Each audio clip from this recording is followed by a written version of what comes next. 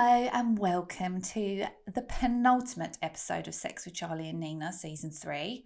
We are joined today by our friend Tana Hassan, who is a sex addiction specialist. The chat goes on, but it's an absolute joy to listen to. This episode, I think, is around 2 hours long.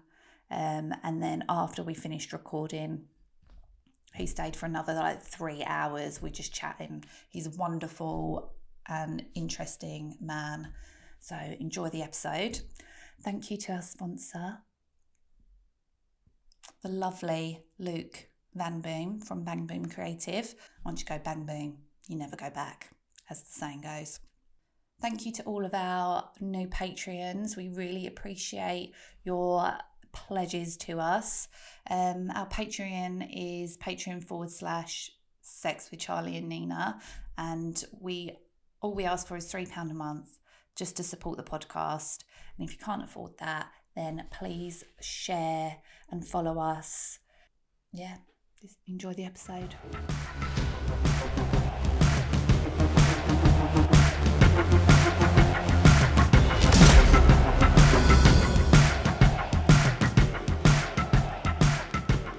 Well, we've got the spicy psychotherapist with a pop star past. It's Tana Hassan.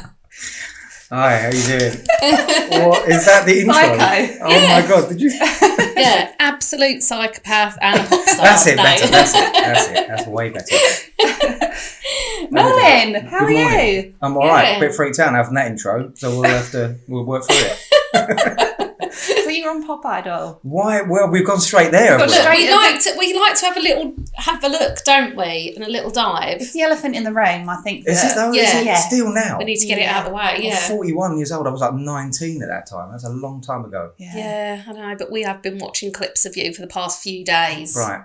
As a young man. Yes, you did have quite spiky, frosted tipped hair. Yes, I didn't did, you? Well, it was the 90s. Yeah. Classic 90s boy band. That's right. Yes. Yeah. I mean, you definitely fit the mould. So That's right. Yeah. No, I was 19 when I did that. Yeah, that was a very long time ago. Yeah. So was that like a passion for you? Was that like your dream to be a singer? Yeah, I mean, I was always acting, dancing, singing, all that kind of stuff. I think my parents just put me in like extra activities because I just had all this energy. Yeah. I just was like, yeah. And they knew I wanted to run off down the park and just hang out and drink 2020. So, I guess those sort of things were there. And I loved it. It was really great. I think I loved it the most because you could be someone else. That's the other bit. So I always want to just be someone else. So when you're acting or performing, it was just something I really loved doing. And then just went every week to London, Pineapple Studios, always going to auditions and made it close to quite a few times. But this one they just televised, and it was LWT at the time with Nigel Lithgow and Nasty Nigel, they called him, didn't they? Yeah, I remember that. Yeah. And it had never been done before. It was the first of its kind. So it was really, really emotional, but really exciting at the same time. It was up and down the waves. Yeah. Each stage. It was quite a crazy ride, which is good. But then when you don't get the job, 6 months later it goes on TV, then you get all that exposure, but you haven't got the job. So that was really tough. Oh, yeah. Just to hold on to that. And like now I think they pay you and you go on tours and, we didn't do any of that. So, yeah. But it was a really, really great experience. And then me and 2 other guys, we teamed up together and we did loads of things like, Big Breakfast, Disney Channel, flew out to Ireland. It was amazing. And but then one of the guys in the band got signed by Def Soul Records on our backs on a solo deal. So you can imagine we stood there in Warner Brothers ready to sign a deal. All we needed to do was sing, just one verse, one chorus, and the deal was done. And he didn't turn up, and we just looked like twats. So we were just sitting there, and he's saying, "Are you serious? Like, there's so many people that want to be here." And I was like, "Yeah, no." And this is the guy that turned down Craig David. And then he'd made a mistake. Obviously, he'd moved to Warner from Sony, and so I was just sitting there, and I had to just leave. And we got a voicemail saying been signed by Def Soul, so that was horrible. And then they dropped him after one single, and then he moved back to America, and that was a depressing time, very depressing. Jesus, yeah. I can imagine the high of you being on the precipice of just making it, and then you're let down at the last minute by someone who was you thought you could trust, really. Absolutely, yeah. And Jeez. At that time, like, we had a good few deals that were offered, and I didn't really care about the money. I didn't, the deals were very good, but I just wanted to get out there, just wanted to perform. And we had a couple of deals, and I remember it clearly. We had this one, and we had to think about it, and went to Centre Parks with my family for the weekend.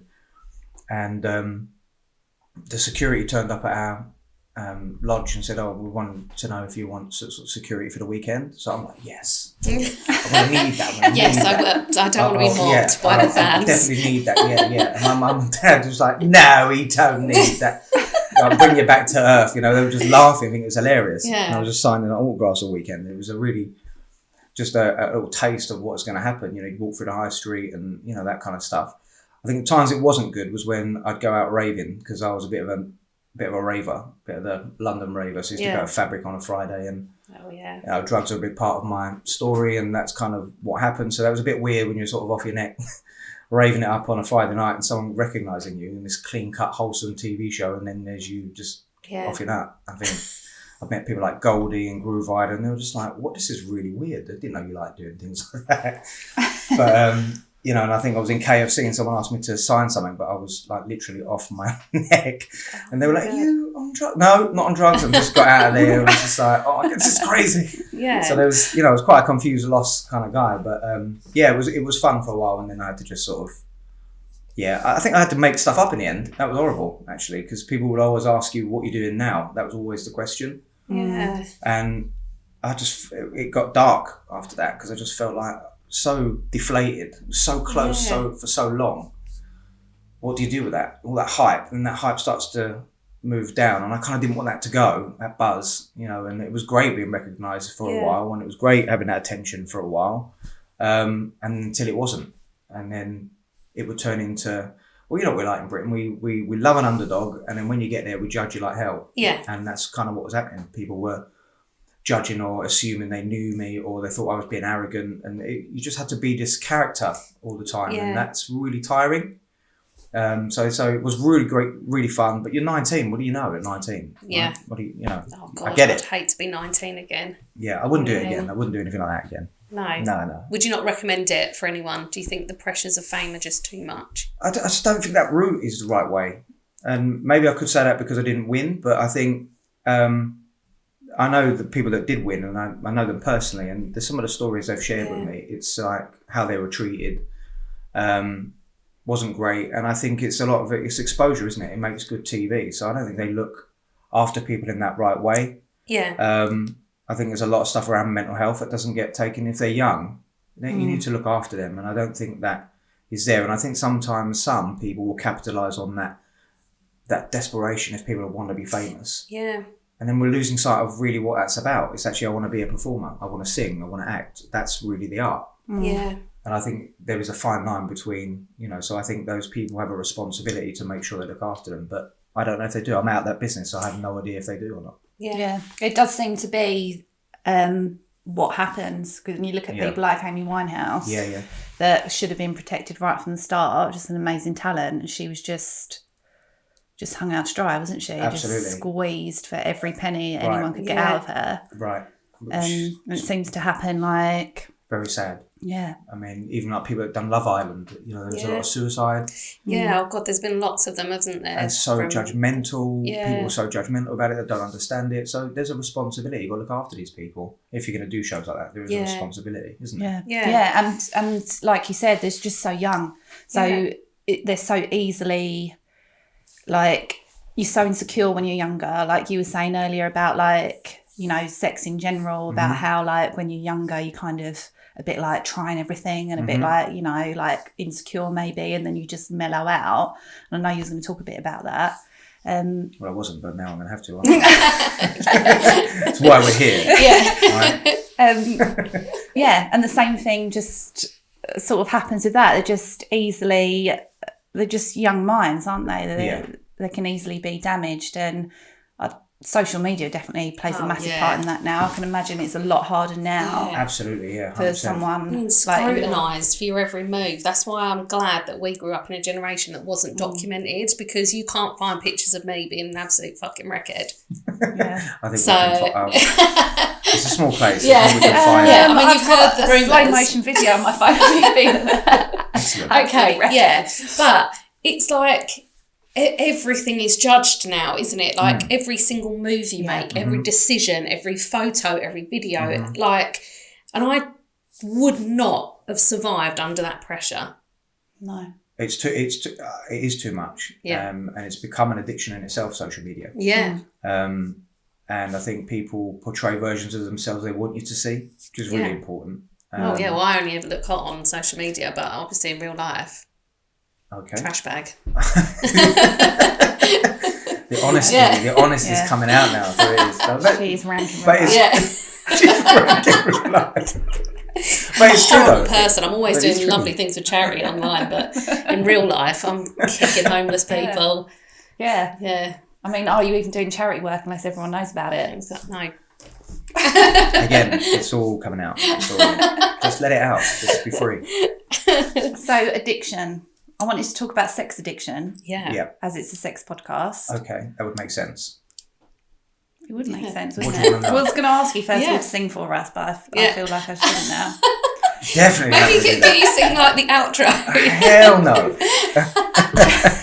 That's all right. We'll just use a clip that we found earlier then. Oh, shit. It's up to you, Tanner. Let's let it go. I was 19, right? 41. I'll never let it go. We've been stalking you all Yeah, this time, well, and now we have you in our clutches.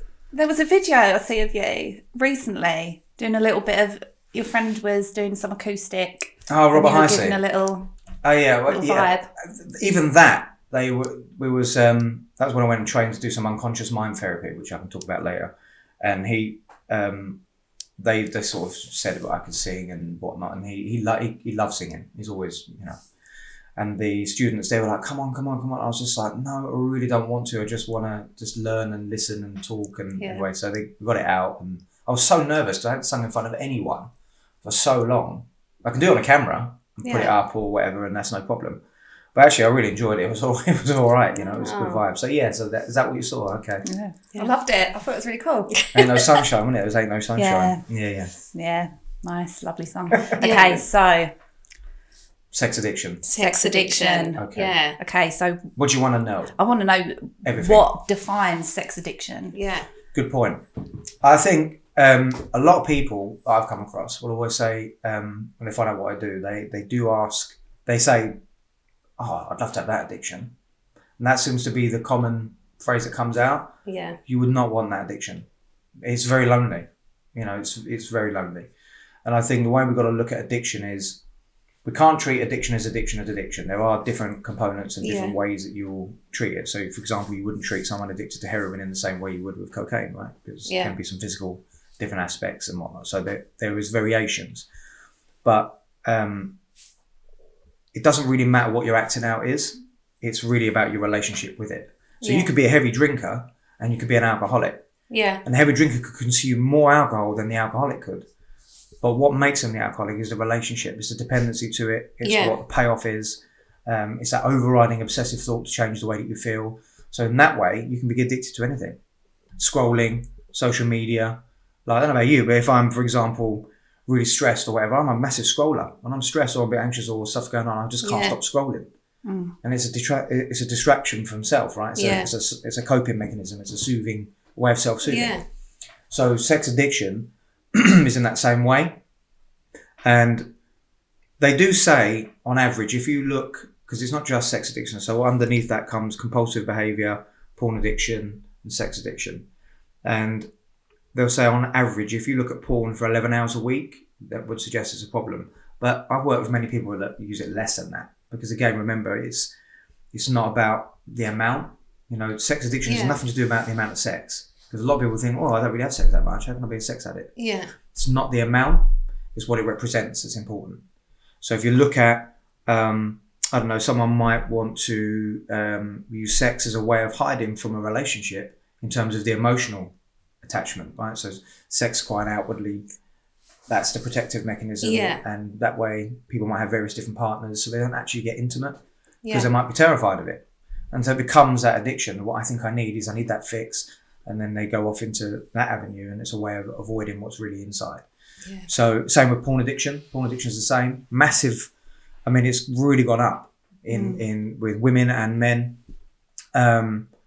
Because again, as you said, like social media, everything's really readily available. Where do people learn about sex really? Well, a lot of men that I work with, they will use porn as their training ground. Yeah.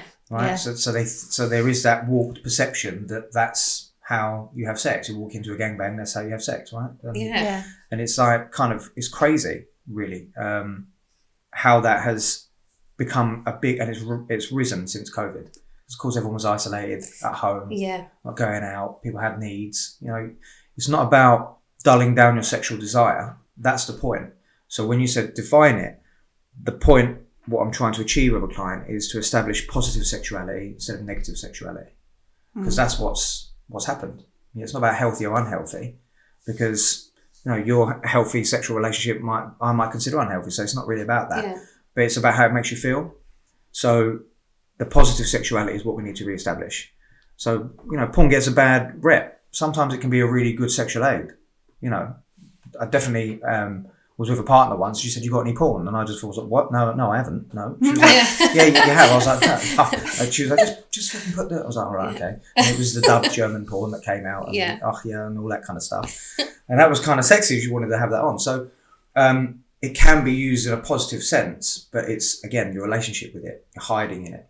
And there's so much. I get more on porn addiction than anything. And it's not just that. It's also what happens to your brain chemically. So when you enter into therapy with myself around most sex addiction therapists, you'll learn about your brain, because it's about your dopamine. Yeah. So if you think about it, it kind of responds in the same way that if you took cocaine, right? So sex is supposed to be a slower release of dopamine. It's that arousal builds. That's how sex works.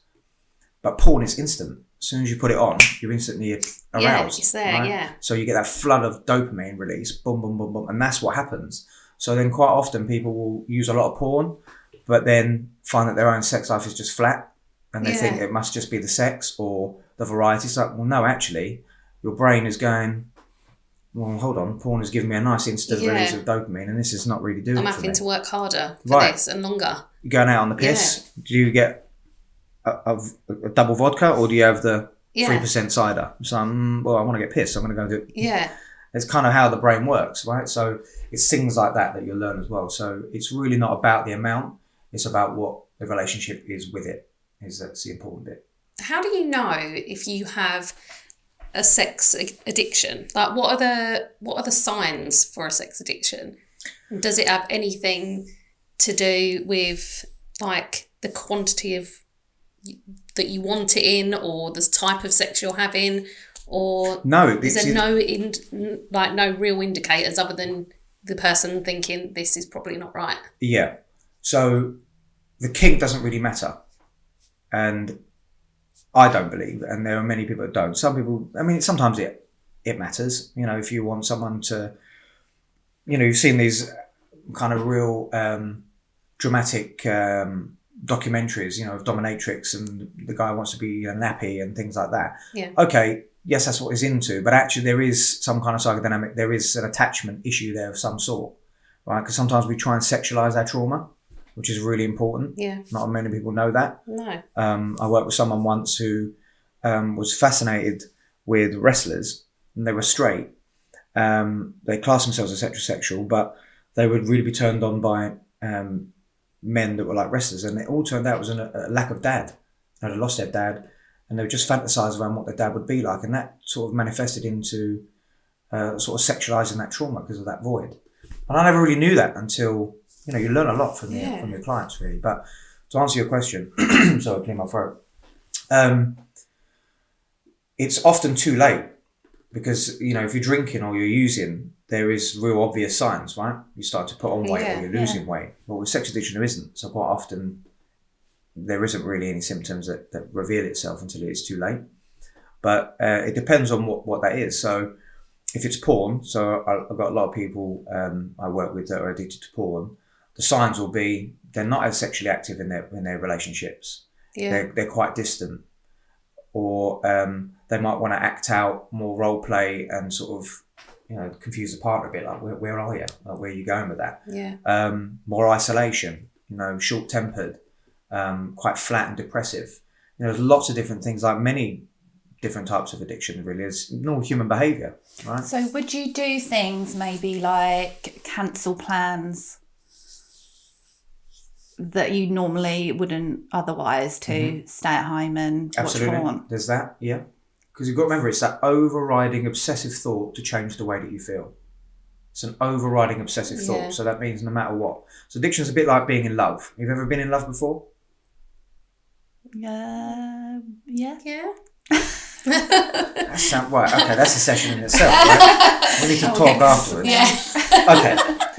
All right. So what I say to some people that don't know about addiction is it's like being in love. So if someone tells you now you can't have that love, you can't see that love, right? That very notion, you will do anything, even seeing them in secret. Yeah. And that's kind of a little bit about how addiction will work, right? You'll do anything to have that hit, but it's usually with sex addiction, it's linked between opportunity, attachment, or trauma. So either there's been some kind of trauma like abandonment, sexual abuse, or any other kind of trauma, really. The attachment issues with, like, for example, I work with people that their parents never talked about sex. In fact, it was quite a shameful thing to talk about. So, but they don't get that feedback. They don't get that knowledge. So they use porn as that way of doing that. And then they realise that porn never lets you down. It just delivers every time. Yeah. I've had many clients that have had a shameful experience or an embarrassing moment, right? So what happens then? They can't perform, bit of anxiety, right? So they go soft. Yeah. And maybe their partner sort of outs them for it, or they just feel really embarrassed about that. Well, getting porn won't let you down. Yeah. So it's that kind of thing that happens that makes you go, don't know what's going on with my throat today. What did you put in that coffee? Excuse me. Apologies. Watch him slowly pass out. Jeffrey Dahmer, dear. Yeah. You've put it's kicking in. It's nice. Yeah, it's a nice amount. Thanks. Ooh, reliving the old days. Good to be back in Southend. Yeah. Well, that's just how we roll with Southend, isn't it? Okay, so with sex addiction, I've read Russell Brand's book, and he claims to be a sex addict. Yeah. Because this is the thing I could never get my head around.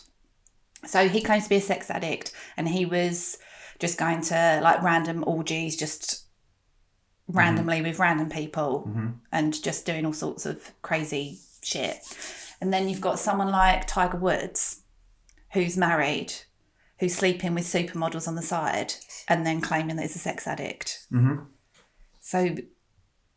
And it's hard for you to understand from a judging point of view. Yeah. Fair enough. Well, yeah, because that is I had this thought as well. And when I think about sex addiction or addiction in any capacity, you do what you've got to do to get what you need to get. And Tiger Woods choosing only very, very attractive women to be seemed like a little bit like, are you just wanting to are you just sleeping with really hot women? Yeah. As a married man? Yeah. Well, not even as a married man. I think even if he was single and he was only choosing to sleep with really hot women, I'd still kind of think like... What do you think that's saying you're about being him? a bit choosy. Is he? Or is there something deeper going on? I don't know. Well, the thing is that I can understand is that it's completely all right, but it's just the fact that he's married, that he's a sex addict. Is he a sex addict? Or... Only he can tell you that. Or is it an excuse to try and get and out this is of... the thing. And this is why it's such a taboo subject, right? Yeah. Because people are frightened to really talk because there is fear of that judgment. Yeah. Right? Years ago, if someone was talking about someone was an alcoholic, oh, you're not an alcoholic, you just drink a little bit too much at the weekend or you sit so down. But now people will accept it. Yeah. But here, it's a recipe for judgment, isn't it? I would say that if he's only sleeping with a particular type of lady, I think that's all about low self-worth and low self-esteem. So it's a validation. Could be. Might not be. Yeah. Might just be that he's entitled and thinks, I deserve to only sleep with the best and therefore I'll sleep with the best, right? That might be, it might be an ego. Who knows? But it could also be that to feel validated, that's what he needs, because, life has changed. He's not happy where he's going. He's stopped visualizing his goals. He's stopped focusing on that. Something's missing in his relationship. So rather than working on what's in the relationship, he's looking at externally try and fix that. And of course, it's not really doing anything. It's just filling an unfulfillable void. Yeah. But is that sex addiction, or is that just not communicating within your marriage? Right. But if he is committed and he can't stop, and he still finds himself doing that, then that would be classed as an addiction, because he's addicted to that behaviour. Yeah. So it really does depend. Everyone is different, and it's to understand the circumstances. I think Dr. Paula Hall, she's brilliant. She was on the TV when I can't really say that person's name, can I? Can you say people's names, like famous people's names, or not really? Yeah, go on. Can you? Yeah. No, I don't want to get sued. Actually, I don't want to get sued. But when a particular person Tell in us America, after, and we'll tell everyone, and we'll get sued. we can just mute this bit. This guy in Hollywood, I think he was the first one that went to prison for all these outlandish behaviour as a producer and a director and all the kind of stuff he got up to. It was almost giving a bad advert to sex addiction. It was almost saying that you're a criminal. And yes, there is a criminality element to that. Of course there is, but it doesn't mean that you have to go into abusing someone or assaulting someone to be classed as a sex addict. Yeah. And I think the government at the moment are trying to do some research on that to get some actual stats on it, because it's not there. It's like years ago people used to say all drug addicts are criminals. Yeah. That's just not true. No. There are many people that work 9 to 5, pay tax and whatnot. Yeah. What you're talking about is a particular subgroup. If you're talking about people that are smoking crack and heroin, it's such a Moorish drug, and it's so then expensive. Yeah. If you're lucky enough to continue to work, which is harder to do, then what are you going to do to get that habit? You're going to do anything, and then you're then committing a crime to try and fund that habit. So you're focusing on a subgroup. Doesn't mean everybody. Let's be honest. There's a lot more people in our communities that drink and use drugs now, right? In fact, everyone. Yeah. Right. Everyone, I know so many in the circle. Absolutely, right. So does that mean that they're all going robbing people's houses? No. Yeah. So it's really important to get the context, and I think that's a problem. And I think that's what's preventing people coming forward for help, because they think there's that association that I'm a sex pest, or I'm a criminal, I assault women, I'm a harasser, that kind of stuff. Yeah. And I think that's really, really sad, because that's not true. But Tiger Woods, all right. I mean, and they'll focus on those extremities, right? So maybe you're right. Maybe he's just doing what he wants when he wants to do it. But there'll always be a reason for that. It's sad. If he's committed and he's married and been happily married for a period of time, he's obviously not happy. Yeah. And for going to a certain type of women, I feel, just from looking at it in a quick overview, it will come from a place of low self-worth and low self-esteem, and we need that validation. And so therefore, if I'm with the top supermodels, therefore I'm current, I'm present, I'm important, I'm useful, and maybe I might believe that one day because I've lost my way. Yeah. So it could be something deeper than that. Yeah. Or maybe he's just a greedy arsehole. Who knows? Maybe he's that as well. Who knows? I'd like to give him the benefit of the doubt this one time. Yeah. I think. We're going to let him off. In the sense of not judging people that are claiming to be sex addicts. Yeah. Because, like you said, my initial view of what a sex addict is someone that cannot help themselves. So, like people that do flash in public or masturbate in public or paedophiles, for example. That's in my head. That's what a sex addict is. And that's what gives me anxiety hearing that, because that's exactly, you're absolutely right. And that's a shame, because it doesn't mean that is, I don't think someone becomes, don't get me wrong, I don't understand flashes. I haven't worked with a lot, but what I have learned and what I know is that we step it up. Remember, I was talking about the dopamine. So if you go back to porn, people that first watched porn would have watched a certain type. Then there's another type. And there's another type. We're up in the ante all the time. We need more, right? So suddenly we not just using the beer. Now we need the shots, and now we're getting a tolerance level, right? So we're now building tolerance. So we still need that hit. The brain is craving the dopamine. So the dopamine hit. So therefore, escalating to maybe more people in a sexual act, or something a bit more crude, or a bit more hard hitting, something more out there. A lot of heterosexual males will watch transgender porn, or she-males and that kind of stuff, that fantasy. They just keeps building and building for more, or watching women that they're not necessarily attracted to in their lives. But I've had quite a few clients that have really liked really large ladies on a porn. Yeah. And a lot of that stuff comes from fat shaming mum, who's just said, that girl's not good enough for you, and she's too big for you, and that kind of stuff. And it develops into something else. So there's always a reason behind it. But again, you're pushing those boundaries for more and more and more. And I think that's when people get caught, flashing. It has that person, they just up the ante, that they need that dopamine, then they want to be seen. Has it gone from watching other people have sex? Have they paid for watching other people have sex? Now they want to be seen and get that reaction and get that hit. So it's about trying to understand it if you want to. Me personally, I don't actually work with offenders or paedophiles. That's just my personal choice. Yeah.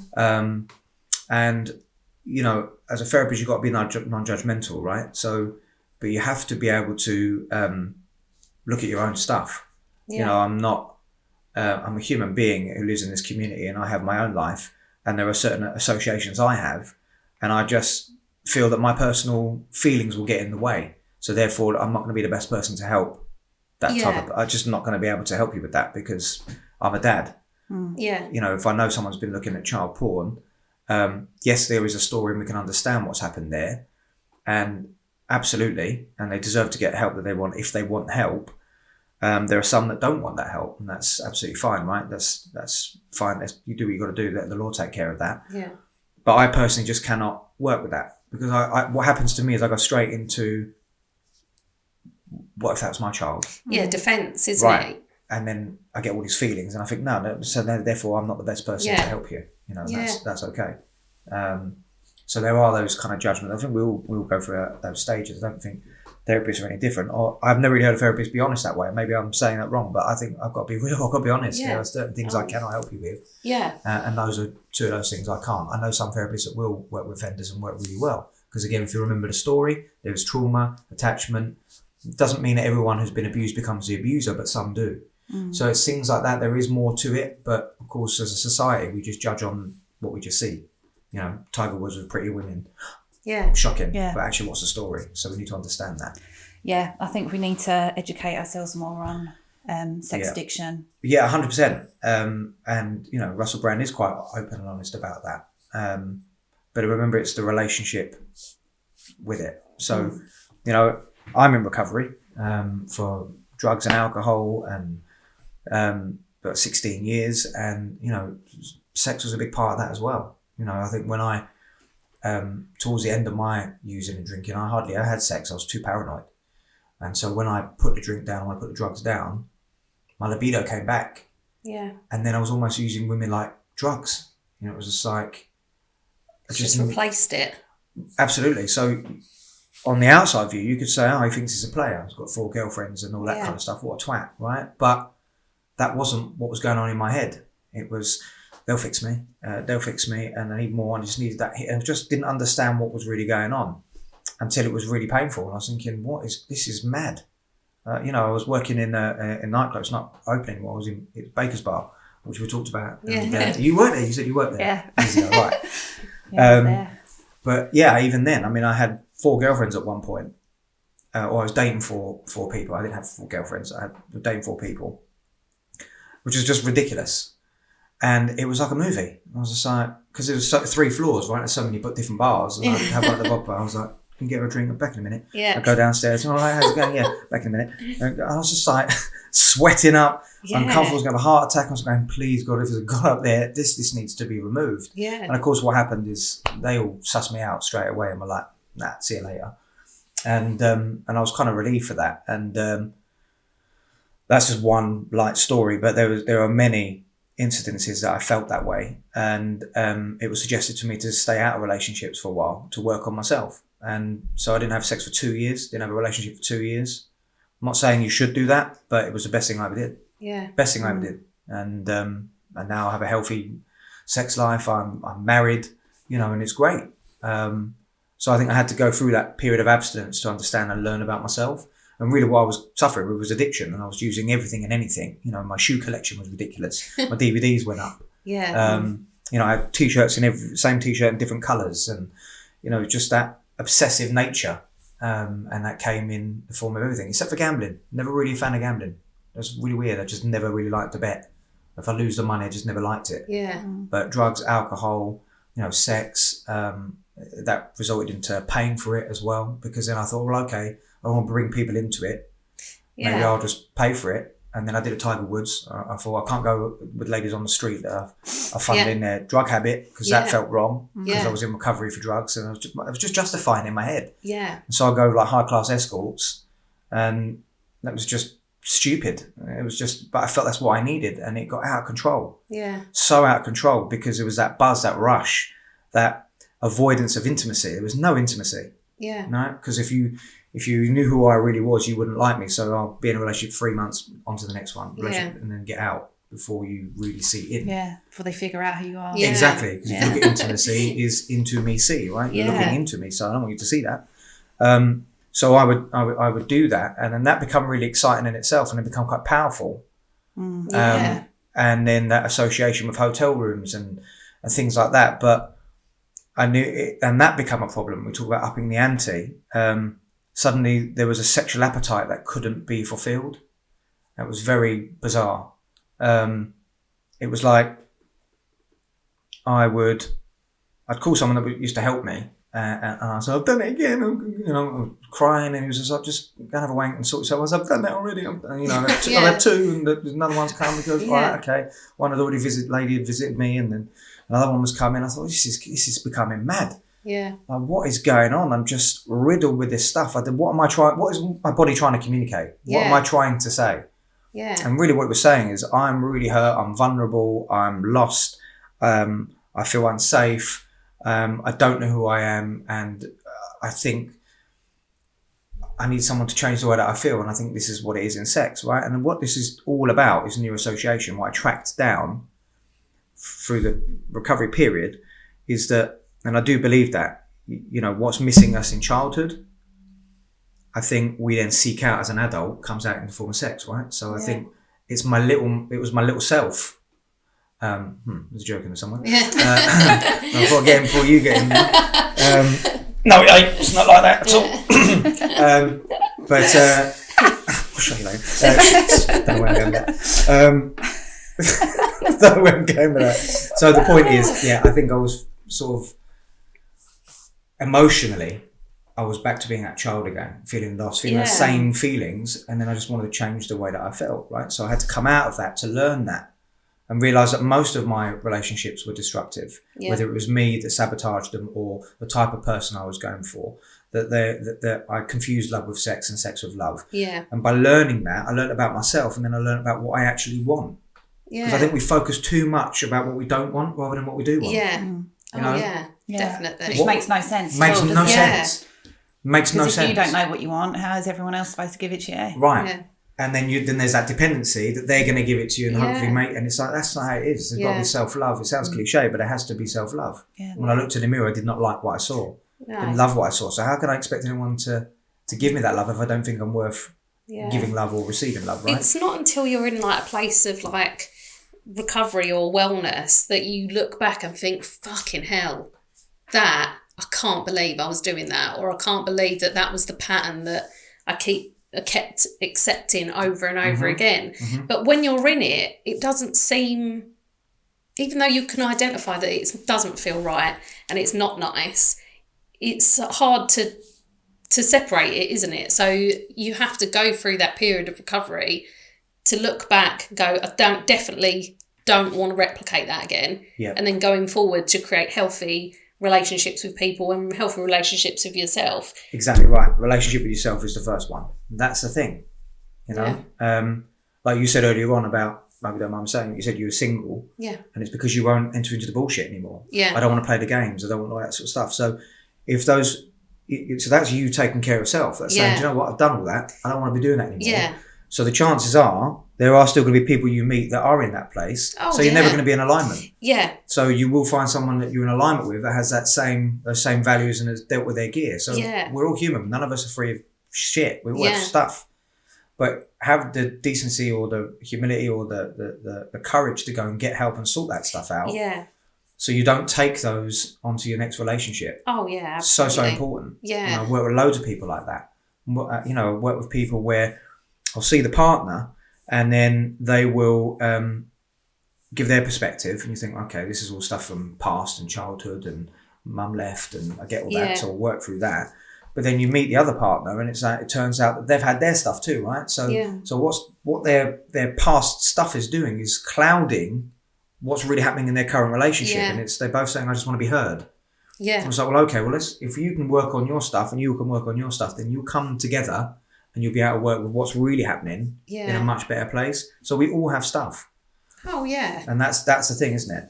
I know I was just gone off on a major tangent now. Yeah. But. No, I think it's true. You do carry things around with you, don't you, a lot of the time? And I think that's probably why I've been single for so long, is that I was unpacking all of those things because I don't want to repeat the same mistakes. I don't want to have the same relationships that I was having because I don't want to be unhappy. And I put quite a lot of effort into making myself happy. So to enter someone else into that who isn't altogether would be disastrous for me, I think, at this stage at where I am, because I don't think I could take on someone else's stuff whilst continuing to better myself. But what do you think? Do you think people have to be fully healed to go into relationships, or do you think it's possible to still be sorting out your stuff and still maintain a healthy relationship with someone else? I think it's a bit of both. I mean, I'd say I wouldn't say I was completely healed. I'd basically healed a lot about my stuff. My own, there was sexual trauma that I had when I was a kid. I was sadly sexually abused when I was a kid. And mine was a female. She was my babysitter. And I kept that quiet for many, many years because most stories I ever heard, it was a man being abused by a man. So I almost felt like, well, mine doesn't qualify. You should have enjoyed it, is the attitude, isn't it? And the weird thing is, I do remember enjoying it. I was 8 years old. I remember it. It was a bit naughty. It was a bit, and it was fucked up is what it was. But I definitely think that contributed to me being sexually active from an early age. Because I definitely think that was what it was. I just was very interested in girls at a young early age. Had my first girlfriend at 12. I lost my virginity at 14. So I was definitely sexually active, and I think that played a part. I think it confused and warped some of the ideas of that stuff. But you learn that when you come out the other side. My attitude was, well, everyone's losing their virginity, but not everyone was. Not everyone did do that. But I think when I stayed out of it and learnt about myself and learnt about all those relationships, then I was able to focus on what I actually want. You see, there's a 2-step process to that. It's around visualization. It's really important. As I said, we focus too much on what we don't want rather than we do want. So rather than saying, I don't want someone that plays games, I don't want someone who's got loads of issues. I'm focusing on me. I'm focusing on my health, or I want a great relationship or a good relationship. So what does that look like? Imagine. So if you close your eyes now, do it with me now. Close your eyes now. Come on. Close your eyes. Okay. Right. So imagine. So it's all right. I'm not even getting paid for this session. Right. You're getting paid in pastries. I haven't even tagged those yet. Okay, back on topic. Close the eyes. All right. So imagine. Imagine that you've just achieved that goal. Of a good relationship. So this is really important. This is about visualization. So imagine you've just achieved that goal of having that great relationship that you're looking for. How will we know that you've just achieved that? What comes to mind in a visualization? What you're doing? How would it look to other people? To you, or to right me? Now. How will I know you've just achieved that goal? What are you doing in this visualization? Where are you? I'm at home and I'm laughing. Okay. Yeah. What does the room look like? It just looks like my front room. It's got my bird in the corner, Klaus, and it's warm in there. It's not cold like it is. How does it feel feels thinking good. about that? So what positive emotions do you think you're going to feel when you've achieved that goal? Keep those eyes those, closed. those feelings of like, just, you know, when you laugh until you can't laugh anymore, that feeling afterwards, that relief of laughing. Yeah, that's what it feels like. And where are you feeling that on your body right now? All over. Okay, great. Yeah. Open your eyes. See, that's how powerful visualization is. You've created that. Now, the brain doesn't understand the difference between something that's happened to you and something you just made up in your mind. Yeah. So this is really important because this is about, now we're getting into the science. Yeah. So this is about your reticular activated system in your brain. Yeah. So it's your filter. So focusing on what you want, not what you don't want. Yeah. Right? If I said you don't think of pink elephants, the first thing you have to do is think of the pink elephant, do not think about it. Right? So you program the filter. So the more you say, I don't want that arsehole, I don't want, your brain is looking for that arsehole. It's looking for those behaviours because you are programming your filter to look for that stuff. Yeah. So when you visualise how it feels to have achieved that goal, and you did that for 30 seconds a day for 30 days, you'll change the filter in your brain. And what you'll do is you'll build real newer pathways, and you'll just see opportunities that presents itself that's in line with the goal. It's confirmation bias. That's how your brain works. Yeah. Right? Your favourite comedian, for example. You like the favourite comedian because they confirm the information you like. It's like, I agree with you. That's exactly right. The ones you don't like is because you're like, no, I don't agree with that. So you don't like them. So confirmation bias is really important. So visualization is good because it creates it as a memory. And that's important because the more you create that as a memory by visualizing, it stores it in the library and it almost develops the skill. It develops it over time. Yeah. And so the more you focus on your goals and and a two-step process, imagine you just achieved it because you've got to get the emotional intelligence in there prior to the event. Yeah. And then think of the positive emotions you're going to feel when you achieve that. You do that every day, you will just find yourself doing things differently. You'll find yourself, I don't know, pluck up the courage to go and sign up to a decent website or go out to a particular social event where you probably thought, well, I'm not going to go there. And all of a sudden, you start putting yourself in those positions and then you will be in that healthy relationship. It's a bit like the law of attraction stuff, right? Yeah. But a lot more scientific and more explained in a better way. Yeah. That's how you do that. So when you're talking about, do you need to be completely healed or not? I would say if you're on that journey, that's great. But then it's about, well, how do you want to feel? And what is it you do want? You know, one thing I've worked with women, when I work with women about relationships particularly, is I always get them to do the man menu, if they're heterosexual of course, is the male menu. And that's a time they can be really selfish. And they're like, well, what's the male menu? Like, do I just place an order and it just turns up? This? Yeah. And it's like, tell us more about this. So it's a technique you can use. Yeah, exactly. I'll have a... Right, well, you're next. You're going to close your eyes in a minute. Right? And get too comfortable and cocky. Eyes are going to be closed soon. Oh, I'm in love. I've already met the man of my dreams. Thank you. All right. Okay. I know, yeah. All right.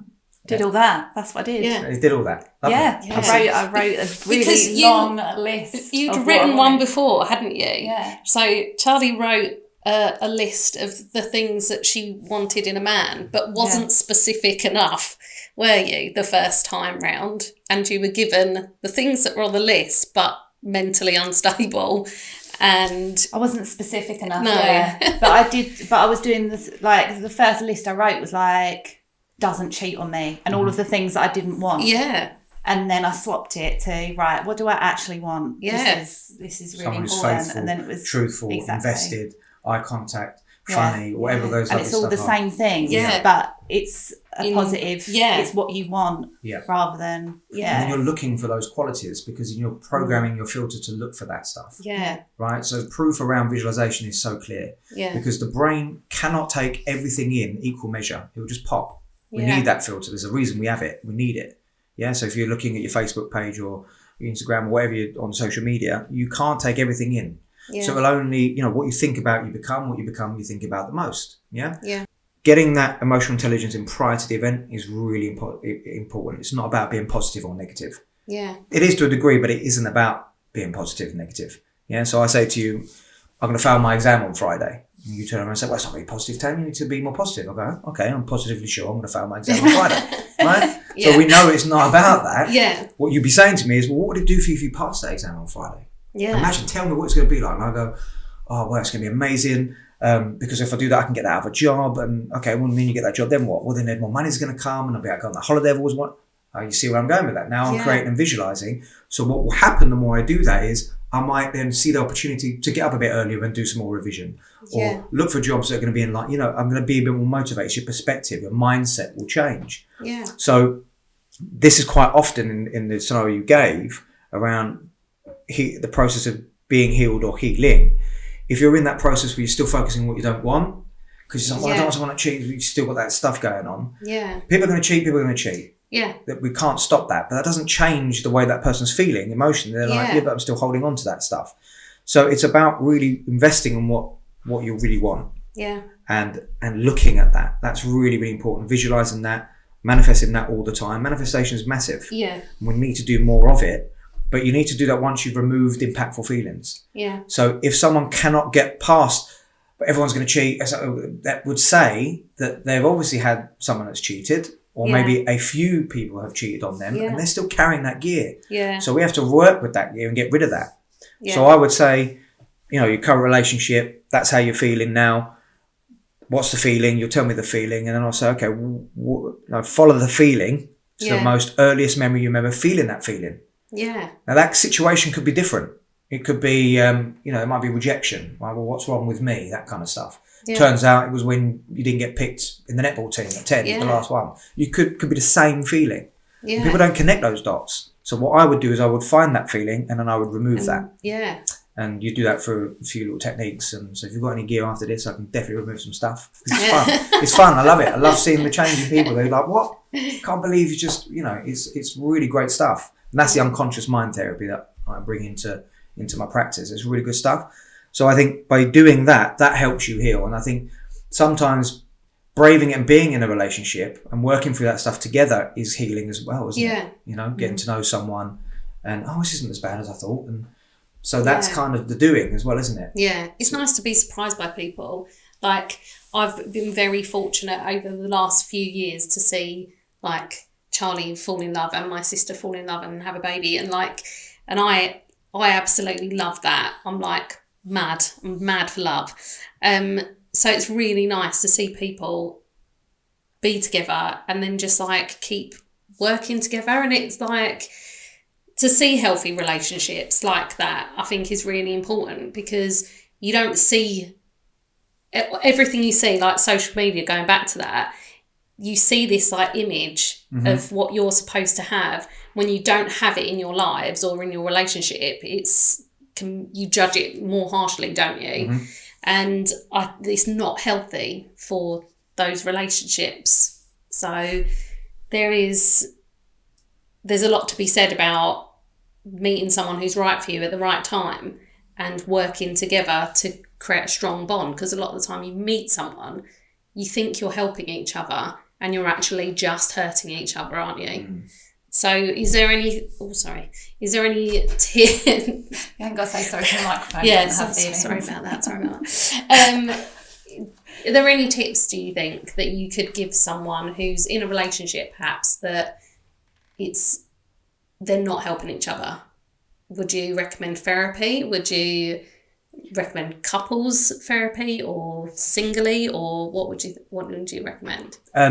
I think there's two things to that. The first thing is I was listening to that, but I was just listening to you really, and I think you were just being really honest and quite open. Then I just wanted to affirm you for that. It was nice. I just think what you was talking a bit about yourself there, which I quite like. I can't help but listen to that, and I think it's true. We all want to be loved. That's all we want. Yeah. We all want to be loved. We want to be accepted and be loved. We're social animals. That's what we want. Yeah. And if we're seeing people doing that, what's really healthy about what you were saying, because there will be people listening that people might have this view, it almost becomes like a feelings of jealousy or, looking at others, why not me? And they get twisted and get really angry and get really cross. And it's like, embrace that. It's like, well, that's what waits for me. I'm definitely, and if I work for my stuff and it's going to come, but what are you doing about that? Where are you putting yourself out there to meet those sort of people? Or are we getting desperate and doing everything and throwing everything at it and hope it sticks? So there is a process. But if there are people that are in relationships, and again, COVID was a massive one, people stayed in relationships they didn't want to be in. Yeah. Domestic violence was on the increase as well, but not because of that, but because people couldn't get the right support because they weren't being seen because everyone was locked down. But there were a lot of relationships that stayed because, well, where am I going to go? I can't rent anywhere. I can't move out anywhere. So we're just going to I'm going to take the first floor, you'll take the ground floor. And they had kids as well, which is just awful to bring kids into that as well. But I think there's a lot to be said about that. You know, there are some people that may have, what's a sign of failure? You know, my parents have always been, they've been together 40 years, like you're going on about. I can't just leave a relationship. So there's a lot of stigma, isn't there, attached to divorce. Right. So people stay in these relationships because of how it looks to everyone else. Right. Yeah. So you know, sad. It's a failure on my part, or it's a dependent. It could be codependency, right? So if I leave this relationship, I don't want anyone else to be with that person. So, you know, even if it's really shit, I'm going to stay in this relationship. Yeah. You know, it's that pain. Keep reinforcing that pain. It's just I become addicted to that pain because don't know what actual freedom looks like. Frightened to move on. Or it's how depression works, right? Depression is like a past and present going round in a loop. Yeah. You know, we were so happy and now we're not, and I was going to get married and now we're not getting married. We just go round in a loop, but no possibility of a future. And the anxiety is like taking the negative event from the past, I've been cheated on in the past, and throwing it into the future. My next relationship's going to cheat on me, and so that's how these kind of things work. Yeah. So we need to understand that to be able to look for how we're going to work through it and move forward, right? So I would say if anyone is, to answer your question, going through that, is take stock, just sit and talk to yourself. Really, just think, actually, you know, I always give this formula to a client, anyone, in anything in their life. Are they good to you and are they good for you? And if you can't answer yes to that question, they've got to go. Yeah. And that's not just about a relationship, that's just people in my life in general. If you're not good to me and good for me, you've got to go. Yeah. Now, the good for you bit might not be actually their fault. It might be like I'm really obsessed with that person, or there's a codependency, right? So if I can't answer yes to those questions, I remove it out of my life. And that sounds really cutthroat, but I've learned through experience that it doesn't work. Why keep people toxic in my life? You know, or people that bring me down. I don't want that. I want people to dance in my light, not shine on my dark. Yeah. I don't need that. I can shine on my own dark. I can sit myself and be critical on my own self. I don't need you to be going, you are shit. You are fat now. Don't need that. I need someone that's going to build me up, support me, and want me to grow and be a part of my life. Like you were talking about people in your life. Yeah, that love that you want for them. So that's great. Yeah. So now you're that person's wingman and there's a support. And then you'll get that same support back. So are they good to you or are they good for you? You know, am I happy? Am I genuinely really happy? And it's not about what they can do for you. What am I bringing to the plate? Yeah. What am I bringing to the table? You know? And it might be, do you know what? I'm not. And I have to say, a lot of clients that I see, fortunately, they have that insight, which tells us we know. We know deep down, we do know. And they come in and say, I'm ruining it. You know, it's me. It's my stuff. It's my gear. I'm affected. I'm pushing them away, or I'm being defiant. You know, I'm terrified. I'm frightened. It's having that humility to be honest with yourself and say what's really going on. But communication is the key. I'm not a relationship expert. I'm a communication expert. So, you know, I've seen couples and their age, and they could be in their 50s, and you know that they're looking at you thinking, what the fuck do you know about? And I always say, look, I'm not a relationship expert. I'm a communication expert. Yeah. And you've stopped communicating. How so? Well, you're going, well, he should. She should know that. Oh, she should. She's a bloody magician as well as your partner. Yeah. Like, you know, when did you open your mouth and say, look, when you say this, I feel this way. Yeah. Oh, we haven't done that. Right. Okay, let's communicate with each other. Because there'll always be a viewpoint. Me and my wife, you know, we'll disagree. If she's in a real bad mood, and depending on how sensitive I am, I might take it personally and think it's all to do with me. It's all about me. Yeah.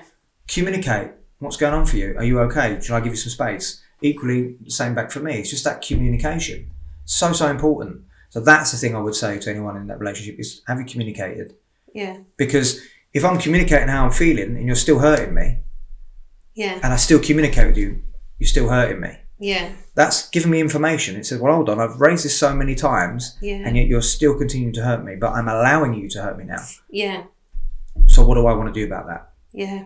And then empower you to make that decision, as difficult as it might be, to make the next move. Yeah. Does that make sense? I felt like I just said loads of words. It does. It makes complete sense. And I always think with communication as well, it's two people. Like one person has to listen. So even if you think you're a great communicator and it's not your fault that this relationship is like toxic, you might be a great communicator, but if that other person isn't listening to you and you're not picking up on that, then you are actually part of that problem as well with communication. Absolutely. Because you can't communicate on your own, can you? Not listening, can't communicate. Yeah, absolutely. I completely agree. Yeah.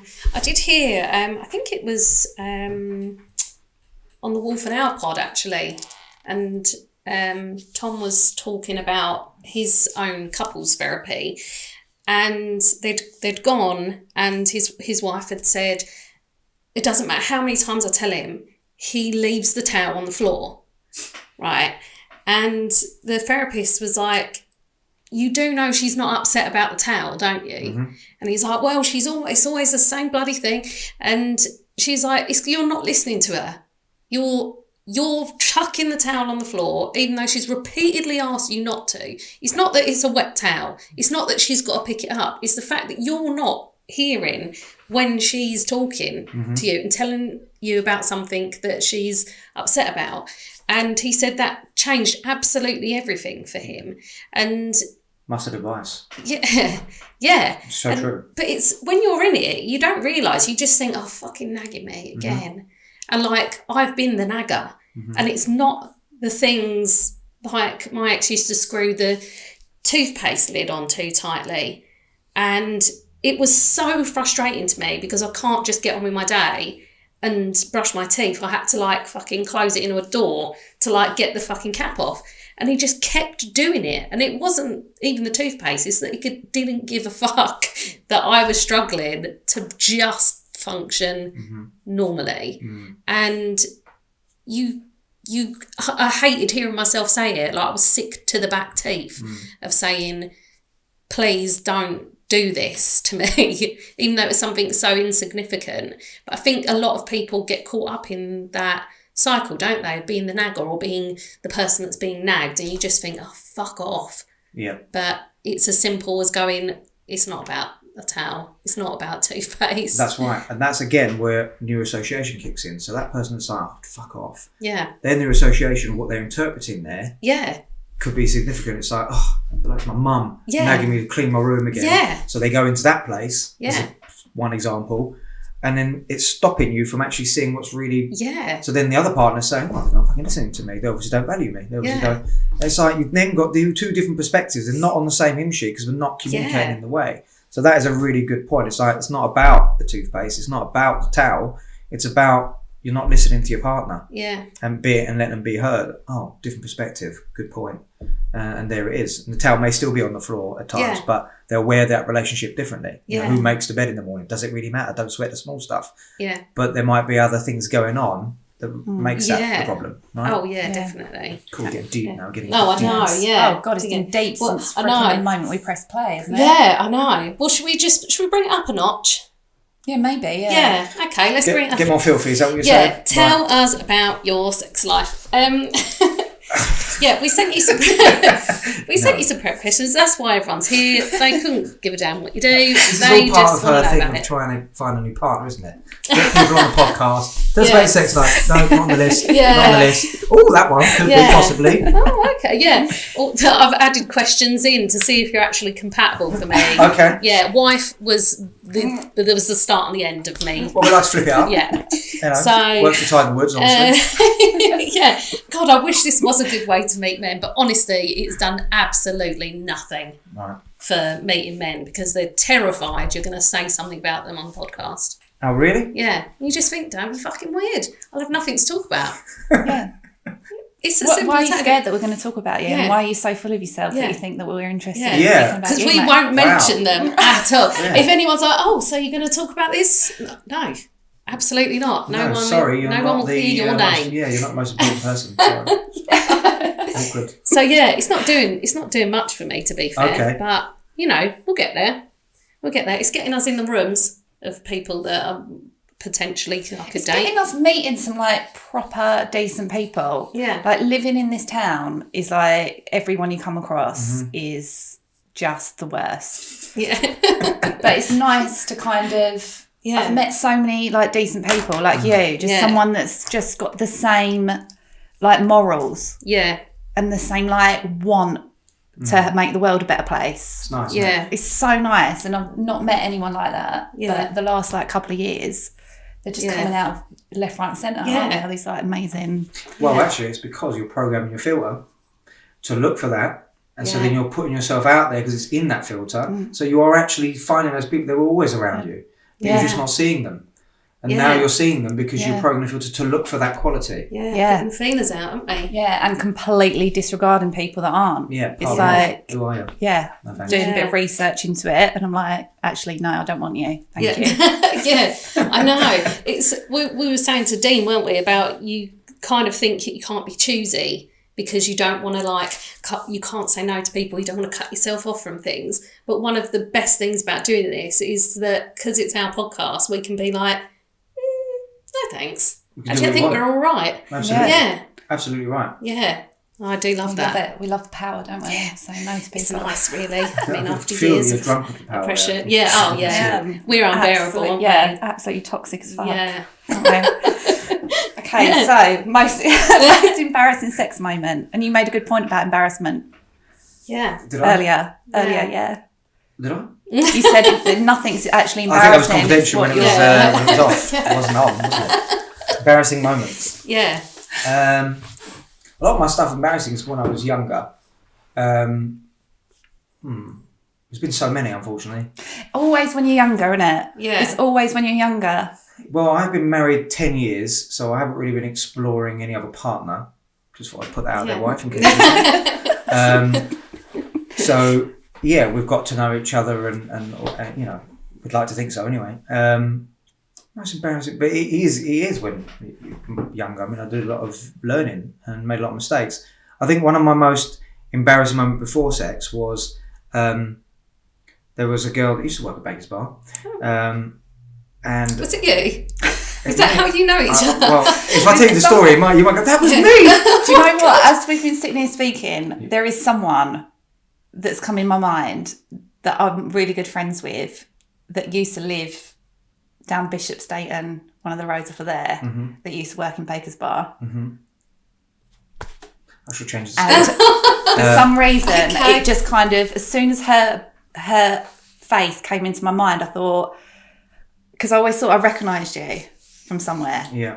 But I don't remember ever speaking to you or seeing you in That's Baker's very Bar. rude, but thank you for changing your... You've changed. It's been brilliant. It's all your therapy. The flower you've become. It's wonderful. It's so wonderful. So I won't mention her name. No, we'll talk after. But we'll talk after about her because I'll be interested if that's actually a connection. It'd be funny. That would be interesting. Well, because then she's on next week. Actually, she's coming in now. And here she is. Get the big red book out. This is your life.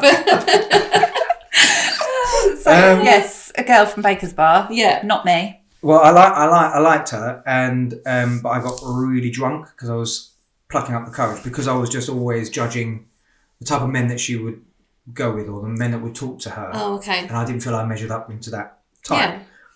So I got really nervous. I got so drunk. And then I plucked up the courage to go up and speak to her. And this guy, I was very drunk. So you can imagine what happens when you're very drunk. Yeah. If you've ever been with any men that are very drunk. Yeah. It doesn't work and it doesn't look good. It disappears. Yeah. So this guy just pulled my trousers down, my shorts down. That was it. It was just there. Or it wasn't there. What the fuck? And there was the pointing and the laughing, and you can imagine, right, the shame, the embarrassment. I was like, okay, definitely can't go up to her afterwards. Pulled him up and left that part. It was horrible. It was a really, really horrible time. And yeah, I don't know why I'm using this as my therapy now to share this with you. That's why. I know we're charging you now. But that was, it was very embarrassing because I really liked the person. I really wanted to. And I just put that courage on. I'm going to go say, hi, how are you? No. And then that happened. And I thought, well, that's my own fault for getting so blinding drunk. You know, I was completely out my box. But I think embarrassment, see, so I'm circumcised, right? And when I was a kid at school, no one was circumcised. Yeah. And no one had a brown penis. I was the only one with a brown penis. Right? So you always felt different. Yeah. And I used to hate getting into showers because people would point it out. Oh, you haven't got a foreskin. I was thinking, what the fuck's a foreskin? Like, what are you going on about? Yeah, exactly, right? So, but I then had a lot of Jewish mates, and I was like, it's the same as me then. I mean, I'm not Jewish, but it just felt the same, right? So So I always felt that area was always different as a youngster. I always felt like I had something to prove or that kind of stuff, really. And I remember there was this moment with a girl that was, we was together and it was going to be great and all that sort of stuff. But because I was so anxious to the lead up, I probably wanked so many times in the lead up to going out on this date that I cut myself, basically. Oh no! Too much, right? Friction burn. Complete friction burn. Oh wow! Right? And I forgot. So it's now scabbing up as well, right? So it's not even good. Yeah. So here I am around the date, and I was getting there, and I was like, I was a bit uncomfortable, a bit of pain as I was getting hard on and all that kind of stuff. And then I remembered, I was like, oh shit. Oh yeah, no, I can't do that. She's going to think I'm weird, and it's going to be scabby, and I had to make some excuse. And I just come up with this weird story that I caught my penis in a zip, and I was just like, oh, mate, this is... She weren't buying any of it, right? But I can imagine the way that you're telling that, like, honestly, what happened was... Yeah, really exactly. There was this one time at band camp, and I tried, and I was just like... And all I kept thinking was, like, there's something about Mary when he gets the ball in the thing. Oh, my how does that even God, work? Will she even, like... She's like... Really? It's all right if you don't want to have sex. You can just say. I was like, no, I do. I'm just saying I can't. And I was just horrible. That was really embarrassing. And of course, she thought I wasn't interested. So that ended that. And I was like, no, I am. But, how can you just say? Really, actually, I would just say the truth now. So to be honest, I was quite nervous. I wanked too much and I got the fuck because I've got no foreskin. So there you are. That's where I'm at. Still interested? Yeah. See you next week? Brilliant. And she probably would have been like, okay. Yeah. And that's the thing about honesty. It inspires you to be other people to be honest back to you. Yeah. It opens you up to that. Absolutely. So it's always like the best course. But obviously when you're a young person, it doesn't work like that, does it? No, like, it doesn't. No, I don't want anyone to see me. Absolutely. It's so important. Yeah. And she probably took that as like a massive rejection as well. Like even 100%. Though it wasn't even about her, she probably would have felt like, as I've been rejected, and it is destroying. Yeah. And you just like, it's the worst. It is the worst. And I think the other embarrassing, it's not, it's still embarrassing. It was humiliating, really. But so I hadn't had sex for a while. Remember I said to you, and there was a close mate who I thought was really close. And I shared with him, that there was someone that, in the nightclub industry, because I was working that a lot, and I used to, it was really sexy to watch them dance on the podium all the time. Yeah. And in my head, I used to think she's looking at me because I thought she was, and she wasn't. But you never really go and ask. You thought, no, she's never gonna. But it turned out that she actually was, was, and that's years later. So that was really great. So we got together. I was really excited. We had this wonderful night, and I went straight into my mate. So I just, just like had my night, and I was just for 2 years. I was walking, I was relaxed, I was cool, I was empty. I was just like, I was feeling brilliant. So I went and told my mate what happened. I was like, it was great and all that kind of stuff. So he was working with this person. I didn't realise they were working with each other. And he walked straight in there, right? So who's fucking my mate? So you can imagine, looked like a right twat. So how embarrassing is that? That ruined it. So I'm thinking, what? Like, bruv, what are you doing? You don't go in. So I'm ringing him up going, what are you going on about? She's just proper tore me a new one. Yeah. And like saying, it was all in front of her girl mates there and that going, And then all I could, what could I say? I was just like, I just looked like one of them school kids. Just, I just had sex last night. Like, what an idiot. And they kind of ruined it. Ruined it. God. And that was embarrassing. Just things like that. But in terms of actual sexual stuff, I don't really, I'd like to say, I've never had any embarrassing other moments. But I don't think I have. I don't think I have. Or maybe I'm just lying to myself and I'll be driving home going, there's loads of moments. Yeah. But no, I don't think there has been. Maybe for a time when premature ejaculation was a thing. I mean, I don't even give a shit about that anymore. I'm just like, listen, some days are shorter than others. It's a compliment, I think. That's the way it is. Some days are shorter than others. And I do say that. It is. Yeah. But it's the arousal. If you're really sexually heightened. Yeah. Well, you're going to bolt quicker. Of course you are. Yeah. You're sexually, I'm back in Southend now, the wording's coming out, bolt. Yeah. I haven't seen bolt in ages. Trying to relate to the guys that listen. Yeah, sorry, professional psychotherapist here. Ejaculation, premature ejaculation. That's what happens. You get sexually heightened, right? Yeah. And so it is a compliment. And that was a thing, wasn't it? It was like who can last longer and who can do this and all that kind of stuff. I'm not interested in that anymore. I literally, the thought process of fucking all night just makes me tired. Oh God, yeah, I know. Go away. Yeah. No thanks. No, I thought that was just me. No. When someone's like going a night, I'm just thinking, a night? A night? Yeah. Can we just condense that down to like an hour and then just watch a bit of TV and go to sleep? An hour? Yeah. Lord. Well, they're you always hear these guys like, sex marathon, it was like 8 hours. And you just think, bullshit. I fucking would hate to have sex for 8 hours straight. Yeah.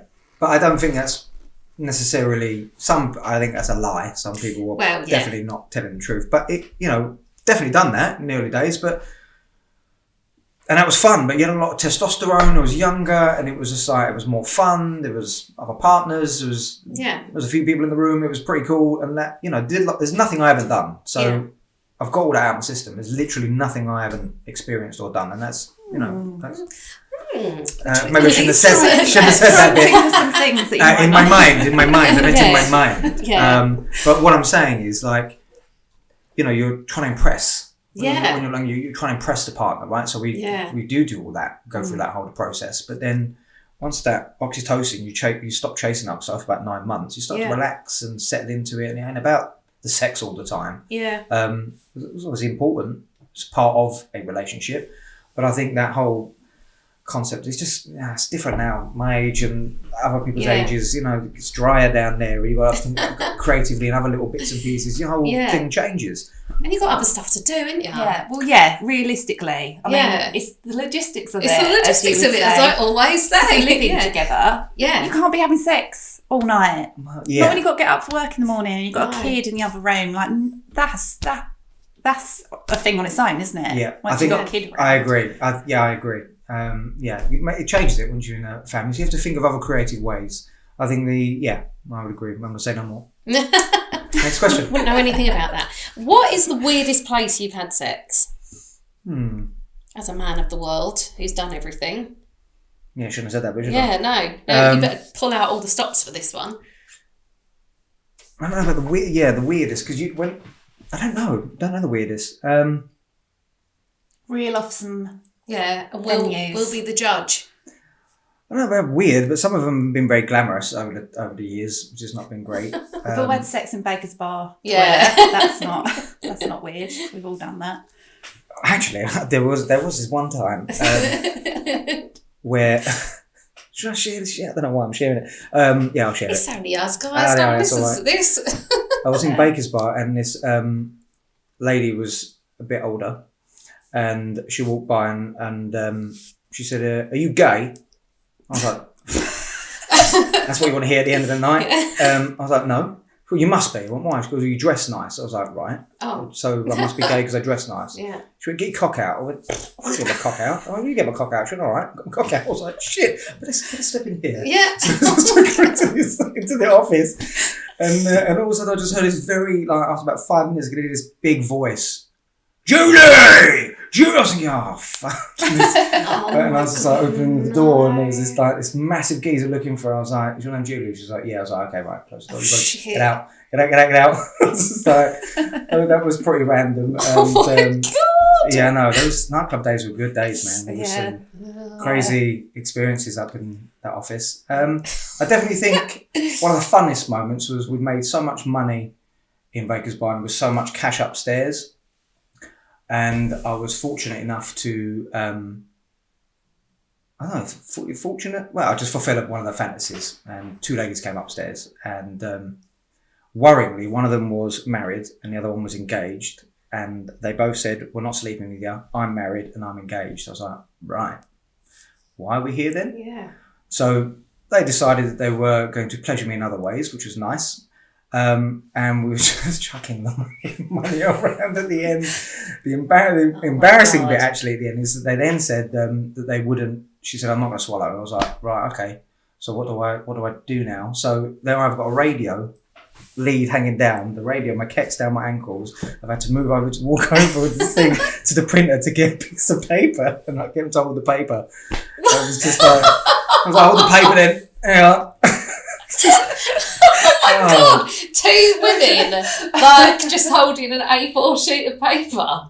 Basically, yeah. Well, no, I had to direct in the end because I was getting frustrated because we didn't have this conversation before, right? And then towards the end, my face was obviously clearly going to be finished, and they were like, "By the way, we're not going to." I was like, "Don't stop! What?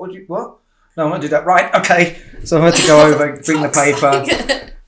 Okay, resume, and it was just like, one of them moments. I was 20 years old then. 20 years old. Oh, those days, great. Yeah, that does sound amazing. I'm not gonna lie. That was pretty hilarious. But weirdest. Because I knew you were going to touch on this stuff, and this is a podcast, so you've got to go there, haven't we, really? It's not my regular sex. That's not what always used to happen. These are little moments that have happened, an opportunity, and it's always exciting to go and do things like that. But I think the weirdest place was in my friend's car, and there was 2 of my mates and a couple of other ladies, and that was because of the Popstar days, actually, because of that. She ended up working there, and she was a bit of a fan, and so we, was just in that kind of place, and she had a really hot mate. I was single, and I was thinking, what do you think? Oh, you've met? She's like, yeah, definitely. I was like, oh, okay, that's pretty cool. And then, like, literally, I swear to God, one day she just called me, come pick us up, and just come out of the nightclub. So they came out, and we were in a car park, with the 4 doors open, just having a bit of a sesh, and it was very bizarre. And then I swear to God, afterwards there was no talking, like not a word. And there was high fiving. I'm not gonna lie, there was some high fiving.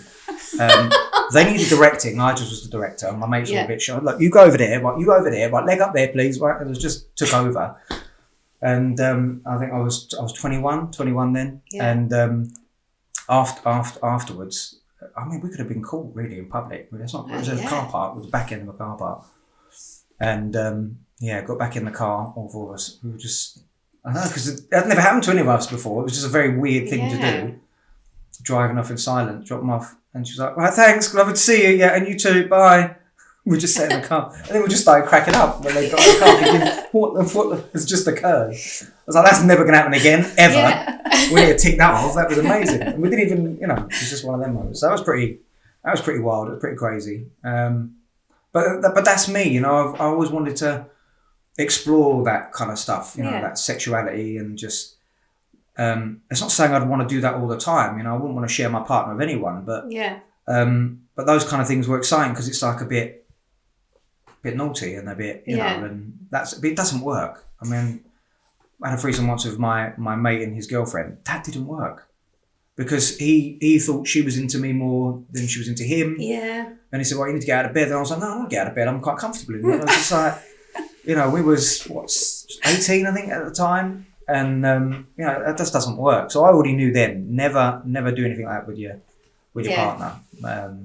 Just, it might be a fantasy, but when it becomes a reality for some, it just doesn't work. So I've done a lot of those things, and I enjoyed all that stuff. Is that enough of my personal life? Yeah, no. Is that all right? Do I qualify? Yeah, I love that. I think people should be exploring their sexuality. Yeah, absolutely. Just be safe and don't hurt people, and you can do that.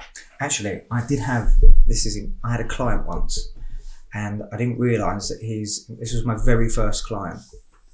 And I went to visit this person in their house. Sometimes I do the home visits, and I didn't realise that they were swingers. They didn't say.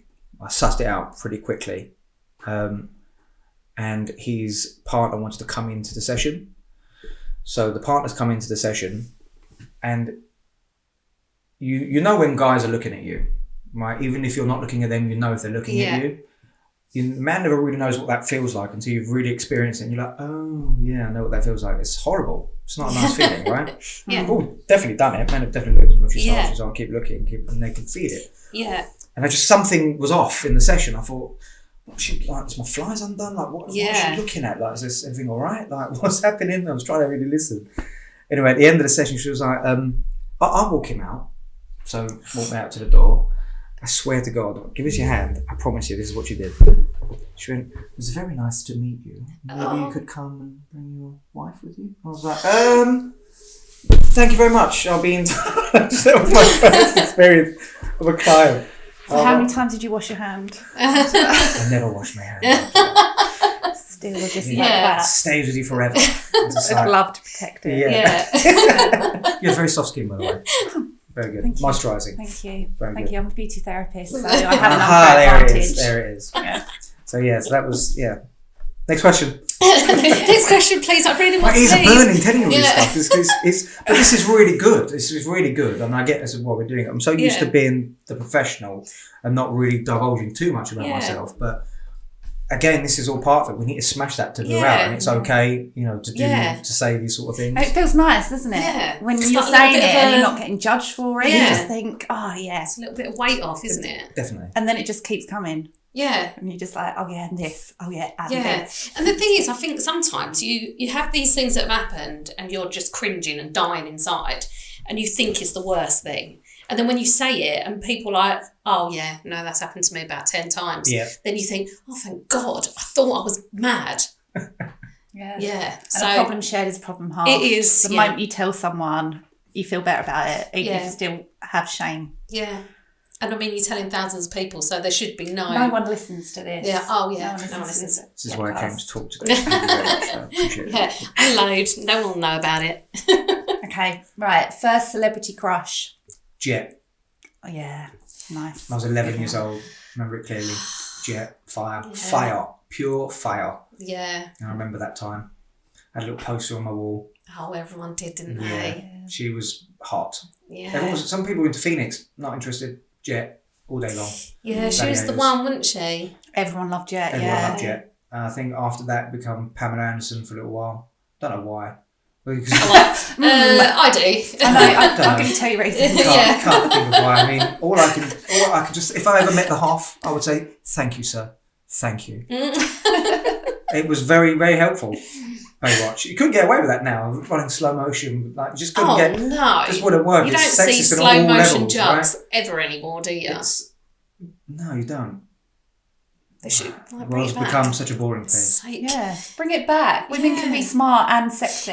Yeah. Just make them smart. Yeah. And have massive jugs and run. Absolutely. Yeah, exactly, yeah. Yeah, I completely agree. You're only allowed to be one, you can be hot or you can be clever. That's your lot. Well, don't have both because it means that the poor man feels, at the top, they feel lesser, don't they? But I just We can't be having that. No, they can't be having that. Can't be having that. Yeah. I just think you've really hit the jackpot if they're hot and smart. 100%. I say it to my wife every day. Yeah, your wife is hot. She's Yeah, she is hot. I actually was watching Fire. a video of her the other day and I was like, yeah, Well she's done. powerful. I get it. She'll cut my balls in my sleep Yeah. if I did anything wrong. Yeah, a little bit of fear though. I Yeah. think it's a bit sexy, isn't it? But this is it. I like powerful women, and Yeah. I think that like my mum is a powerful woman. Yeah. My mum has got a great brain. She's beautiful, and I think that is an attractive quality. And I don't want someone I can't vibe off, Yeah. and someone that's got an opinion on stuff. Right. Yeah. So, and she's so intelligent. She's amazing. We just have great conversations. Yeah. She's actually trained to be a therapist now, so that's gonna be dangerous in the house. Oh God. She'll know some shit. Yeah. Psychoanalyse Yeah. each other all the Yeah, time. it's not going to be good, is it? I don't know, but she's absolutely beautiful. She's wonderful. Yeah. And but she's her most attractive quality is her brain. Like Yeah. it sounds really cliche. Of course, she's beautiful, but her brain, I love it. I love the fact that she's really intelligent. That's what I want. Because now I want the intimacy, right? So I want to connect. I want to have that. Otherwise, it's going to be boring, isn't it? It's not going to last. Yeah. Well, that's why we didn't understand why we were single for so long, because obviously we're funny and cool, and like fairly attractive women. Very attractive women. What do you mean fairly attractive? Fairly attractive women. Don't like to brag Very on funny. your own horn. But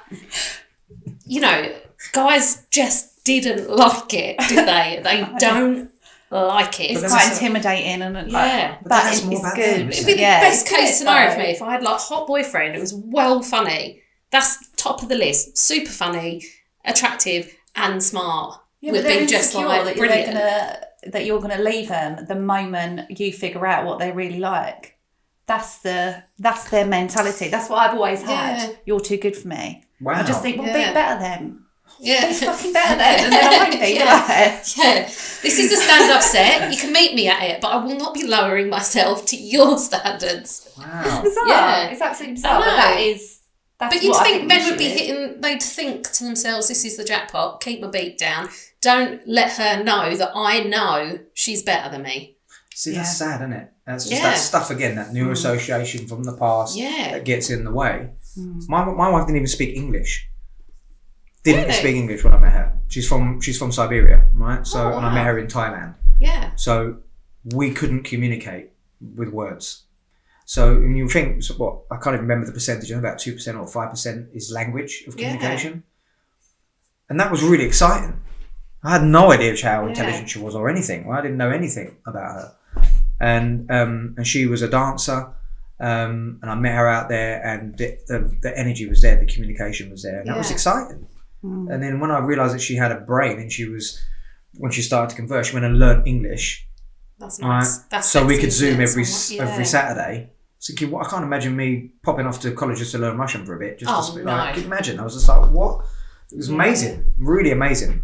That's dedication. That's sexy in itself, isn't it? The whole, she likes it when I tell the story because she said, you make it sound better. And I was like, but that's what happened, love. What are you going on about? Like, it is a sexy story, like how we met. It's beautiful. And I think every experience that we had and then she moved here, and then, she learned the language really, really well. And now she speaks like she's from Essex. She doesn't. I can imagine it. No, she doesn't. She speaks beautifully. I love that story in Love Actually where it's Colin Firth and Aurelia. Yes. She can't speak. Yep. They can't speak each other's language, but they're talking in their own languages and having a conversation. Absolutely. And I love that. Like when they go in the water and it's like, what the fuck is going on? And she's just like, what the fuck is he doing? And it's like that. Like I just love that. It's my favourite story out of the whole thing. So that's really beautiful. Yeah, that it's really romantic, doesn't it? It's lovely. 100%. Love a bit of that. Lovely. Well, what is your go-to sex song? We're going to go back to younger again, isn't it? Because yes, you did mention it was important when I was younger. Nowadays, it's not so. It was important because I felt like I had to set the scene. Yeah. And again, I think it was all about not feeling worthy enough, not feeling needed all the frills, needed all the bits and pieces to make the experience, rather than just to be yourself or just to be. Whereas now I'm happy with that. Yeah. But I mean, I'm a massive R&B fan anyway, so I love all that. My wife hates it. She's like, it's just too whiny and I'm like, but it's sexy. She's like, no, it's not sexy to me. I'm like, okay. And then she'll tell me what she wants to play, and I'm like, actually, that is sexy. Is it sexier than what you would have chosen? Well, she's a dancer, so my wife used to dance. She was a professional ballerina, and then when the Soviet Union crumbled, they had the first table dancing club in her city, and then that became her career to provide for her family because her dad died when she was a baby, and that's how she provided for her family, right? So she was in Switzerland for 7 years, and that's how I met her in Thailand. I went to one of them nightclubs out there, one of them. It was next level. I mean, that was a sexy place. Yeah. Just a Russian strip club. It was next level. It was a gentleman's club, but it was... I mean, I walked into her on the stage dancing to Sade, No Ordinary Love. Oh, yeah. That was powerful. I melted. I never melted before. And I was just literally, my heart stopped. I was like, I need to sit down. I was with my mate. I said, I need to sit down, mate. I'm getting like... was it love at first sight? 100%, 100,000,000%. Is it? 100%. And that's always men that go to those places. That is part of the fantasy. That's part of the game, right? Yeah. And my wife educated me. Their job is to take as much money as they can. Yeah, of course. Yeah. It's in their best interest to make you fall in love. Yeah. Yeah. So it's playing with your emotions in that regard, right? But that was a reality. I just was like, brilliant. I'm just going to sit here. God. That was powerful. It was fate because I then met her on the beach 2 days later. She was on the beach. I was like, I'm sure that's that girl. Is it? So I thought I'm going to go and have a look. And it was. And I was trying, she could speak the language. And, if you don't know Russian people, they can be quite hard until they let you in. So I was like, I don't know if this is going well. And then luckily my mate I was with was a massive, big black guy, right? And he got bitten by, huge. And he got bitten by a sea urchin, screaming like a girl. Icebreaker. Help people. He's screaming. I can't handle it. I was going, stop it. And then everyone was all concerned. And then she was up. I was like, keep screaming. It's working. And she came over, just swaddling along, like gliding along. I was just like, hello, dribbling there. My friend got hurt. She's not what I'm saying. God. Got bitten by a sea urchin. Yeah, I know. He's just lying there. I think I need to go to hospital. I was like, no, I've got a date lined up. Keep it down. Up. Yeah, exactly. I was just like, food, do you want to eat? Yeah. I was like, brilliant. Right. You'll be alright, mate, won't you? Get someone to piss on it. Yeah, some old little Thai lady whacking his foot with a glass bottle. It's going to take. She's whacking my foot with a glass bottle. I was like, yeah, I don't understand. I'll see you later. See you back at the hotel. She looks like she's got this handled. Yeah. So that was a massive icebreaker. So that kind of worked really. That was brilliant. God. She couldn't speak language. I taught her how to dutty wine. That was the first thing I taught her. She knew how to dutty wine. She was just letting you carry on. I like that story. Yeah. That's better. So that was really sexy. That was quite a sexy experience. And it was just very exciting. And I'd never been through any of that before in my life.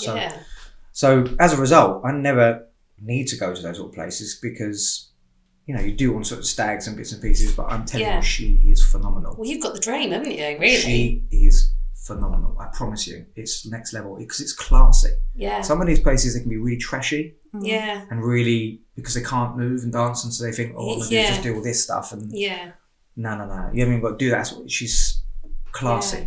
Very, very classy. We heard a story the other week from the Blue Murder Girls, didn't we?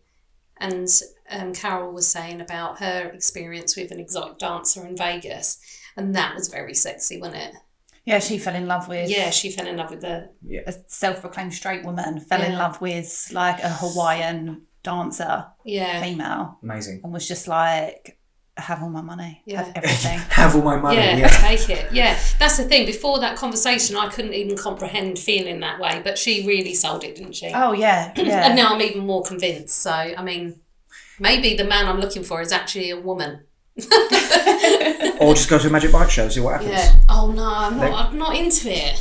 No, I don't know why, because I mean it's got all the credentials of something I'd enjoy. You're more into the belly dancing. You like the Turkish man. You like the Turkish man. Yeah. Okay, then this is the same for you. No problem. Yes. I don't know, I find men dancing a little bit cringy. Yeah.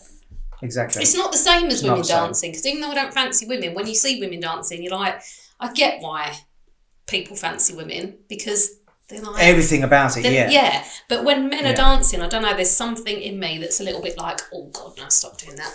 I don't know. And we're limited, you can't do much. Yeah. Can't do much. It would have to be something really impressive. But like I remember the days of clubbing where people would actually dance, do routines. Yeah.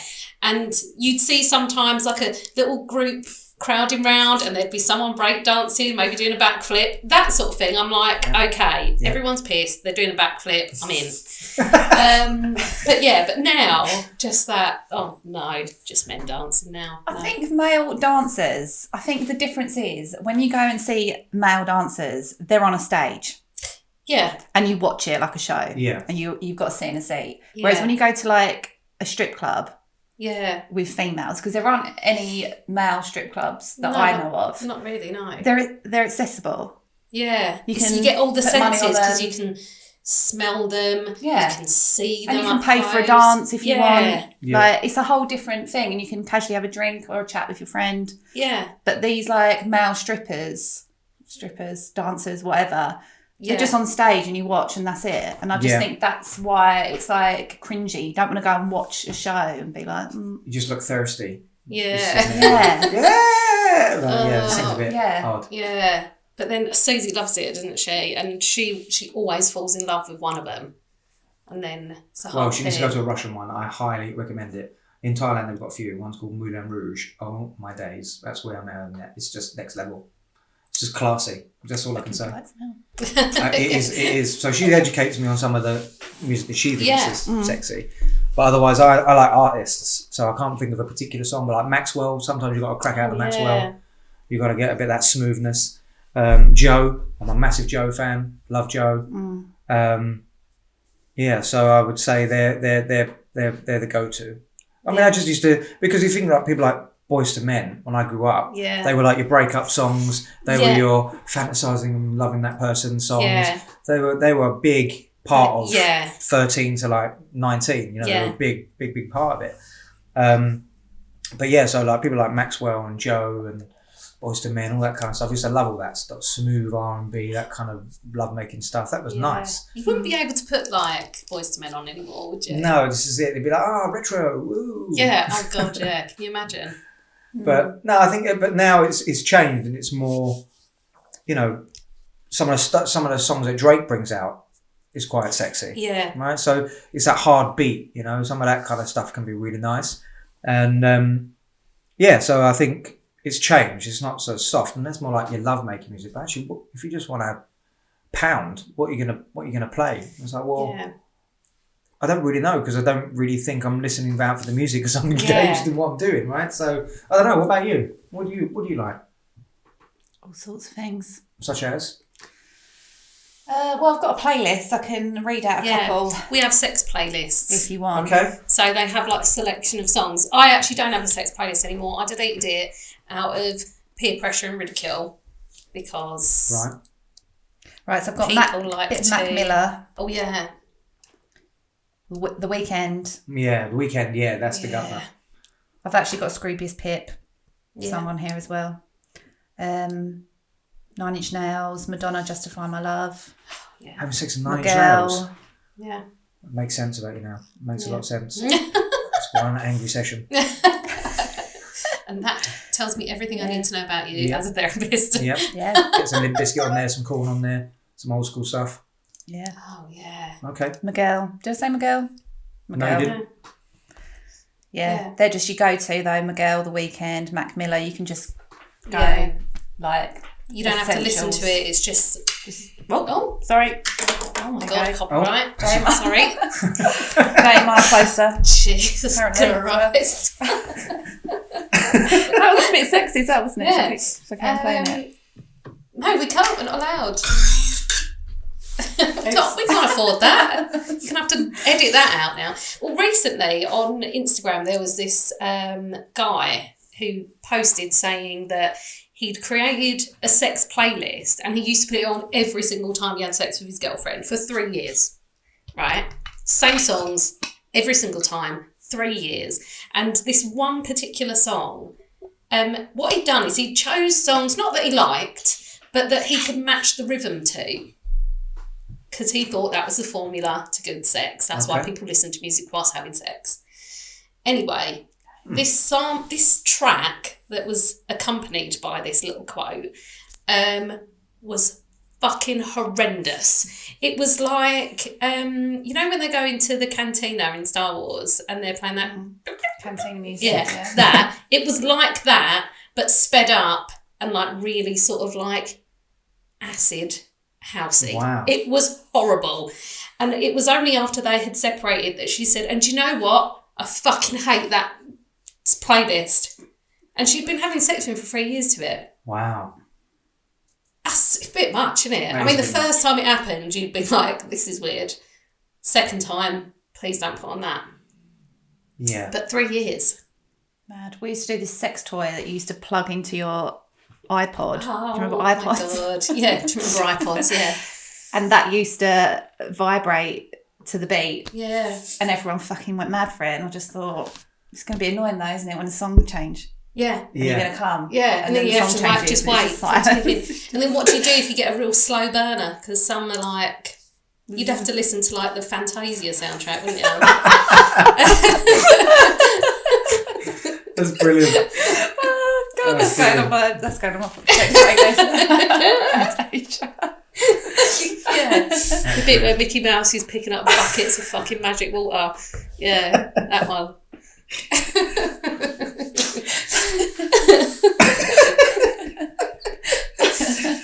Oh God. Right, last question. What is the kinkiest thing you've ever done? I'm frightened to answer that question. Well, there's so many. You've done everything. Yeah, you've done everything. Yeah, I shouldn't have said that. I meant in my mind. I've lived a very sheltered life, really. Yeah, I don't know. I genuinely struggled to answer that question. I think probably because I've heard so much from clients I've worked with that almost make me feel boring. Yeah. So I think, I haven't tried that. Or, because remember, the kink doesn't really matter. It doesn't make you a sex addict. Yeah. Kink. And I've heard so many, and I guess sometimes I don't know if they're my stories or they're other people's stories. Yeah. They all just merged into one. Yeah. Did I do that? No, that wasn't me. Yeah. But no, and also I don't know if I was really, because I tried some of this stuff when I was young and I didn't really get on with like that sort of stuff. So I wasn't really into spicing up the kink. But I've always liked. I like feet. I've always liked women's feet. Just always have with the shoes, the sling backs. You can see the heel and the presentation. Just always does it for me. That is just very sexy. Like it's very kinky, and I mean that's just always been for me. And actually, it's not the first time. Then I've been with a lady who didn't speak English. There was another lady when I was younger, and she couldn't understand what I was saying, and I was trying to get her to keep her shoes on, and she thought I wanted to wear her shoes, so I people pleased to put the shoes on. I didn't understand that, and I didn't. She got excited by it. I was like, oh shit! Do I need to put? I was like, this is weird. I was like, no, I've got to take that off. So I did attempt it, but it was too much. That was too much. But no, there isn't really. I think I'm boring with that answer. Really, I don't think there is one of the most. I don't know. I think I'm more into the woman being sexy. Yeah. You know, like dressing up. That just turns me on. I love that, and I love that whole sort of show and the dancing and just the eroticism of that. Yeah. So me being the observer of that, I really get off on that. But I wouldn't be up there putting the niggas on and just doing a magic night thing. It's just I might at the end take a piss and have a little joke, and then we're just laughing at that. There's definitely moments of that because it's just a bit of humour, right? But otherwise. Yeah, I think I'm pretty boring for your podcast on the answer on that. There isn't really, role play stuff. I've done that, but nothing really major that I would say is particularly kinky. Not as much as your stories. I've been listening to the podcast. You guys have got some serious stories, some stuff to talk about. Oh God! I don't know. I just think I just didn't get on with the. I think it just prevented me from doing that, and then I was more. Yeah. I think it was because I was also more interested in making sure that my partner got pleasure. Yeah. So, is that pretty normal? I mean, not everyone does foreplay, and I was surprised to hear a lot of men don't actually do that. I was thinking, why? Really? Like, for me, that was... I'm a bit like that, though. I just think, come on. Well... I haven't got fucking time for this. Yeah, I know. That's probably not very, sexy or cool of me, but I do kind of just think, is this necessary? Wow. Should we just get down to it? I mean, they're doing it wrong. Are you guiding them? Are you just holding the head and just saying, no, this way? Well, no, I'll entertain it, but sometimes it just goes on a bit long and you just think, should we just not do that? That'd probably be better if we didn't do that. And that's why men don't do it. Yes, because there's me backing it up by going, don't need to do that. Sorry, women, that I am reaffirming that. Sorry about it. Or it's just, it's that alignment, isn't it? If she's not into it, you're not into it. And this is where the communication comes in. I'm not into it. I just kind of think the sex bit is the better bit. Fair enough. So... It's what you prefer. Yeah. So, no, I want to be in the shop eating the ice cream. I don't want to be outside the shop looking at the ice cream. That's fine. I'll have a look and see what I like. Mm-hmm. But then I want to go in and I want to choose it and I want to eat it and then I want to be done with it. Okay, but sometimes I want to taste all the little flavours at the beginning just to get the juices flowing. No? No, that bit of delayed gratification. That's always... I think that's part of it. Back into power and control again. Yeah, I don't know. No, for me, maybe not. Delayed gratification. Delayed gratification, Nina. No. Not having it. Yeah. You can watch it and get your juices flowing. Look, listen, I've not had it for ages. So when I get... So you'd be bloody grateful when you receive it. Yeah, exactly. When I get the opportunity, I'm not fucking around. They might leave. We've got to stick to a schedule here. That's the real reason. Yeah, that's the real reason. We've got to get it done quickly, just in case you change your mind. Or just in case I have a heart attack and die. Well, it wouldn't be the first time. It won't be the last time either. I don't. So in terms of, I think the kink for me, my kink really is about. There's not much I can offer. I've just got me and my penis. That's it. We're off and running, right? But with a woman, there's so much more. I think women are just so sexy compared to us, and I just think visually there's so much, so I prefer that. If dressing up, and I absolutely love that. That just really gets me going. It's really it's erotic, and it is sexy. It adds to the experience. Definitely liked the being out of control. Definitely like that, where a woman's completely dominant. It's all coming out now. Yeah, it's coming out. There we are. See, it's flowing. There's layers to this, aren't they? Yeah. After saying there was nothing there to be had. Definitely had blindfolded and the thonga in shoved in your mouth, that kind of stuff. I've enjoyed that kind of stuff where that's quite nice. That's pretty kinky, isn't it? I think so. Yeah, and that's about it, I think. But I think generally people aren't like mental kinky. I think there's like a level, isn't there? You get people who are like proper like out there with it, but I think if we're going with numbers, I think people are just kind of, they like a bit of spice and that's it. It doesn't go too far. But I'm also a primitive man and there's too much stimulus. I can't concentrate. Just get rid of all the stimulus and I just need to concentrate. I think that's probably it. It's probably ADHD coming out. I can't. There's too many things. I've got to get that out. I've got to do this one and what about this? Sometimes I just want to keep it simple. But it was really interesting when you said that would be one of the questions you'd ask, and I was really struggling to answer that when driving down, thinking actually what is that? I've never really considered that. I think I've just got used to. I don't know if that's true. I think one day if I drive back, I'll be thinking all these things around my childhood. But because I've been married for 10 years and with the same partner for all that time and we've just got to know each other, I can't really remember some of that stuff, but I'm sure there was some weird shit that we used to do, I'm sure. But maybe we should be asking her these questions. Well, I'm thinking maybe we can. She's got probably more stories than I have, way more stories than I have of things to tell. But so I think that's it really. I think I prefer what I like observing, and I think women are just beautiful. So if you put them in the right gear, fantastic. I just think to me I get off on that every time. Yeah. And that's my oversharing done. Sweating. How did you find it? Yeah. No, it's been. Do you know what? It's been really, really nice. I think what was weird about the whole process is it's not just three people having a conversation. There can be people listening to that. But the reason why I agreed to it is because we need to get comfortable talking about this stuff. Own our sexuality. It doesn't matter. I'm not doing that stuff now. I'm 41. I'm married. Doesn't mean my life is boring. Doesn't mean my sex life isn't boring. No. It means I'm not doing such crazy wild stuff because I'm with the same person, but we can still do our crazy wild stuff together, right? Yeah. But at the moment, you have to find the times because I have a 7-year-old and we're working, she's working. There is that window, isn't it? Yeah. So you could just walk in and go, right, over the kitchen counter now. Yeah. The little one walks in with a drawing. He's like, wrong moment. So you have to, things change, of being a parent. But I think that's the other thing is we have to keep working at that stuff because it is important. You know, to me and to her, it's that connection, it's that oxytocin, all that lovely stuff. But there is intimacy, so we get that same amount of joy. Sadly, we are, like it or not, judge it or not, people are listening, but we love just sitting together, watching something together. Yeah, I literally love that bit. It just have to someone to do that with, and just sit and watch some shit thing on TV or whatever, and just hold them together is nice. But it's also great when we take that time with each other. So I think. Just enjoy. So I think I've slowed down. I think what it is, if I'm really honest, is because I had a problem as well with certain stuff. I think it made me really evaluate what was my motive for doing certain things, and then I owned my sexuality and become more comfortable with who I am as a person. That I felt I didn't need lots of other thrills to make it what it was, and I could be really present. Yeah. Doesn't mean to say people doing that aren't present. That was just my journey. That's just been for me, but.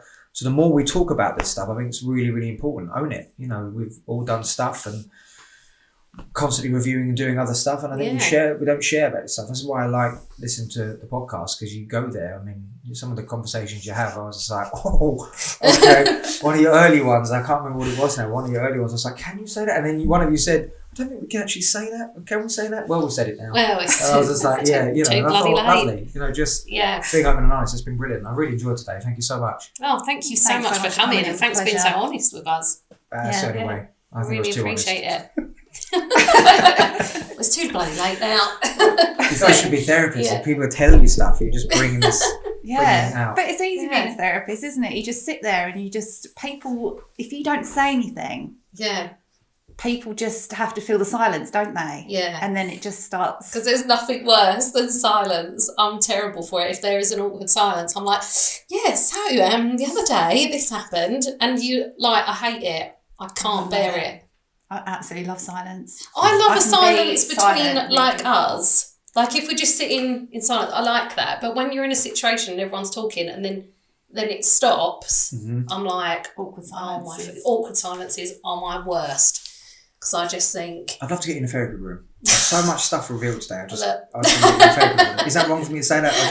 Maybe it is, but I don't know. You've heard it here first. There's so much stuff. So, yes, I mean, there's a Brilliant. lot that needs unpacking here, but... Yeah, you might I not mean, want to. this is... Yeah, it's probably best. Keep the lid on that, I think. Yeah. Yeah. Don't open that. No. Yeah. This is my therapy anyway. I can feel that. I can feel it. Yeah. So remember, focus on what you want, Yeah. not what you don't want.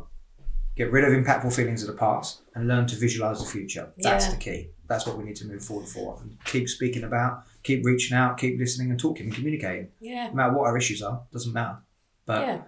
it's only an issue if you think it is. You know, if you think it's an issue, then go and, you know, people need to go out and reach out and deal with it. Like you talked about the couples and the communication. I'm just sort of summarising everything as a whole. But it's about establishing positive sexuality. This is what it's about. And that's why I said, I'll come to that, because this is about establishing positive sexuality. This isn't about gloating. This isn't about shaming. Yeah. This isn't about, look at what I've done. It's not about, let's shame people. You know, you've worked in an industry where you've got familiar with this language in this way, which isn't familiar to everybody else. Yeah. But when someone meets you, it's the confidence that you have in you that makes them feel good about it. You know, so if I've got a problem with the word wank and cock ring and all that kind of stuff in a session, if I'm freaking out as a therapist, how do you think the client's going to be feeling, right? So you have to get familiar with that stuff. So the more we talk about it, more we become open about this stuff, this will be more helpful, I think. Yeah. Thank you. Thanks. Pleasure.